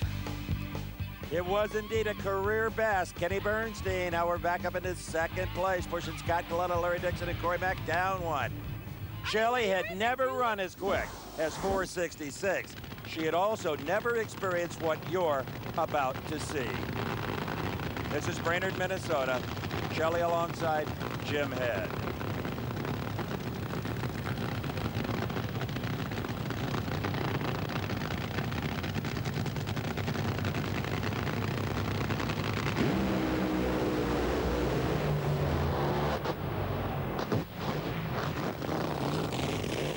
One nasty blowover destroyed that brand new car, but Shelley was so calm.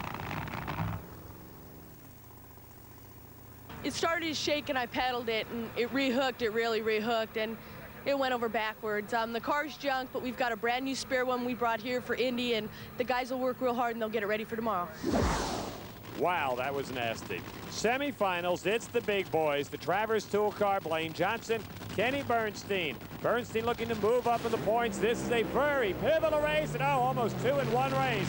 Blaine brings it back down. Bernstein gets the win with a brilliant 462. The Bud King looking for his 4th win here at this racetrack. A couple in funny car, couple in top fuel, and that's the way to do it. Just throw those big numbers up on the board, and Blaine Johnson's car came down hard.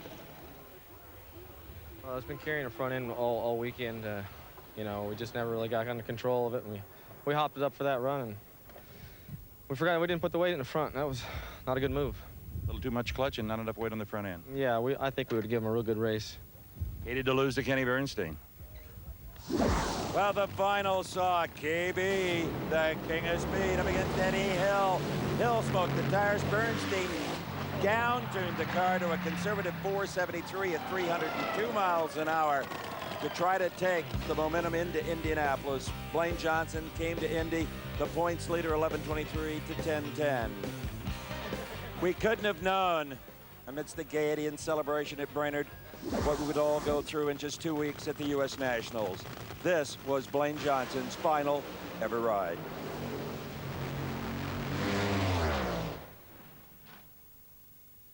And fittingly, it was the quickest in U.S. Nationals history. Blaine died from the injuries suffered in that run, but his spirit lives on forever, and the outpouring of love and compassion from the racing community and returned by the Johnson family is something that nobody in this sport will ever forget. They gave us strength throughout the weekend. In round number 1, Tony Schumacher would have raced Blaine. Tony did the drag racing version of a missing man formation as he idled down the racetrack. Little did Tony know that he would make it all the way to the final round in his first ever top fuel event. But his luck ran out against Cory McClenathan, who won his 2nd race of the year with a 473. And I'll tell you what, when I get there and get that trophy, it's going to Alan Johnson. Blaine, we love you, buddy. And our prayers and best wishes continue to go to the Johnson family. Well, from the cheers and tears of Indianapolis, it was a bit of a relief for all of us, including especially maybe Cory McClenathan, to get to beautiful Maple Grove. The semifinals would put Kenny Bernstein now with that Winston Championship in sight. The racing season did go on against Larry Dixon in the semis. Bernstein winning ugly. He goes 591 at 147 miles an hour, but he got the win light, and that was all important to the Bud King. Bernstein was determined, if he was to win the championship, to do it with authority, the way Blaine Johnson would have. He didn't want any more lucky breaks. He didn't get one either against Connie Kalitta. Bernstein, 467, 305. Well, again, our hearts are sad, heavy for Blaine, and we're doing it for him. He's the angel up above right now watching over us, and I can't help but think he looked at us a little today and gave us a little help. Great champion and a great man, Kenny Bernstein. Gave him a little help. He moved into the points lead. He ran 450s that weekend. A great performance by Kenny Bernstein, but still remembering the fallen champion. To the Sears Craftsman Nationals. There's that Bud King again against Mike Dunn, who just won't go away. Mike looking to go into the finals for the 4th time this year. Could he do it? Nope. Blows a lot of stuff up right there. The Bud King gets the win. Mike Dunn would be okay. He is one great driver, and he brings his car to a safe halt at the end of the racetrack. But who would have thought in the final round we would be seeing Jim Head with Alan Johnson, Blaine's brother, wrenching the car against Kenny Bernstein. Bernstein backpedaled it when he hit the throttle straight up in the air, and Jim Head won his first ever NHRA National Top Fuel event. He hadn't won any event in 11 years. Bernstein brought it back down to earth, but continues to pull away in the battle for the Winston Championships. Jim Head and Alan Johnson, a very emotional moment at Heartland Park. I got to tell you, at the Chief Nationals, Shelly Anderson in qualifying just ripped this place apart. Especially on this one. The fastest speed ever, 316 miles an hour, eclipsing Scott Kalitta's 315. She made 4 qualifying runs, as good as any 4 runs we've seen a Top Fuel car put together ever. Kenny Bernstein now in qualifying, trying to keep pace with the leaders. He would be the leader, 460. How about grabbing that top speed mark back? Over 318 miles an hour. Oh, baby. And Kenny does love to be the king of speed. This is round number 1. Dale Armstrong backing up Kenny. He will race the Texas car of Doug Foxworth. All the numbers on the scoreboard point to a Kenny Bernstein win. The only number he's concerned about is in the points column. If he won this round, he would clinch the Winston Top Fuel Championship.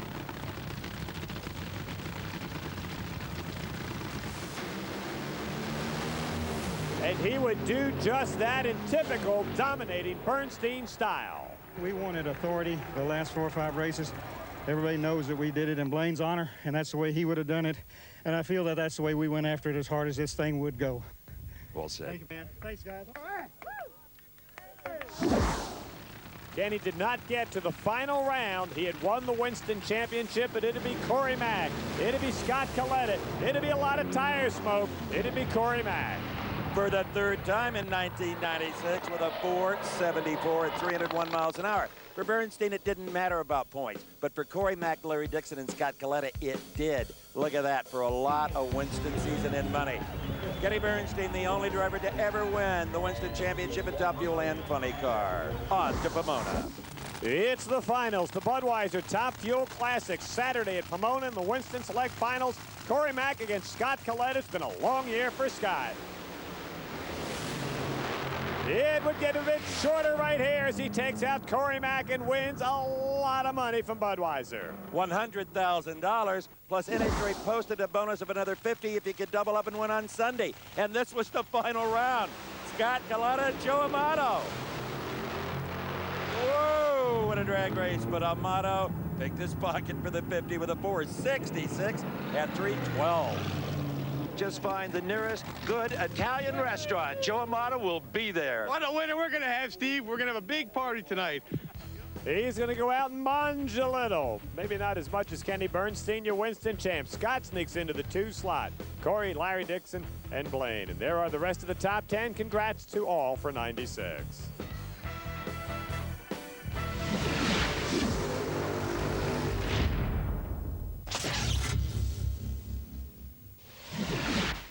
Dave Schultz, congratulations. You've won your 6th Pro Stock Bike title. John Force, likewise, the Big 6. No one's ever done it before. To Jim Yates, it's got to feel good to win that first one. Kenny Bernstein, you love history. You made some in 96.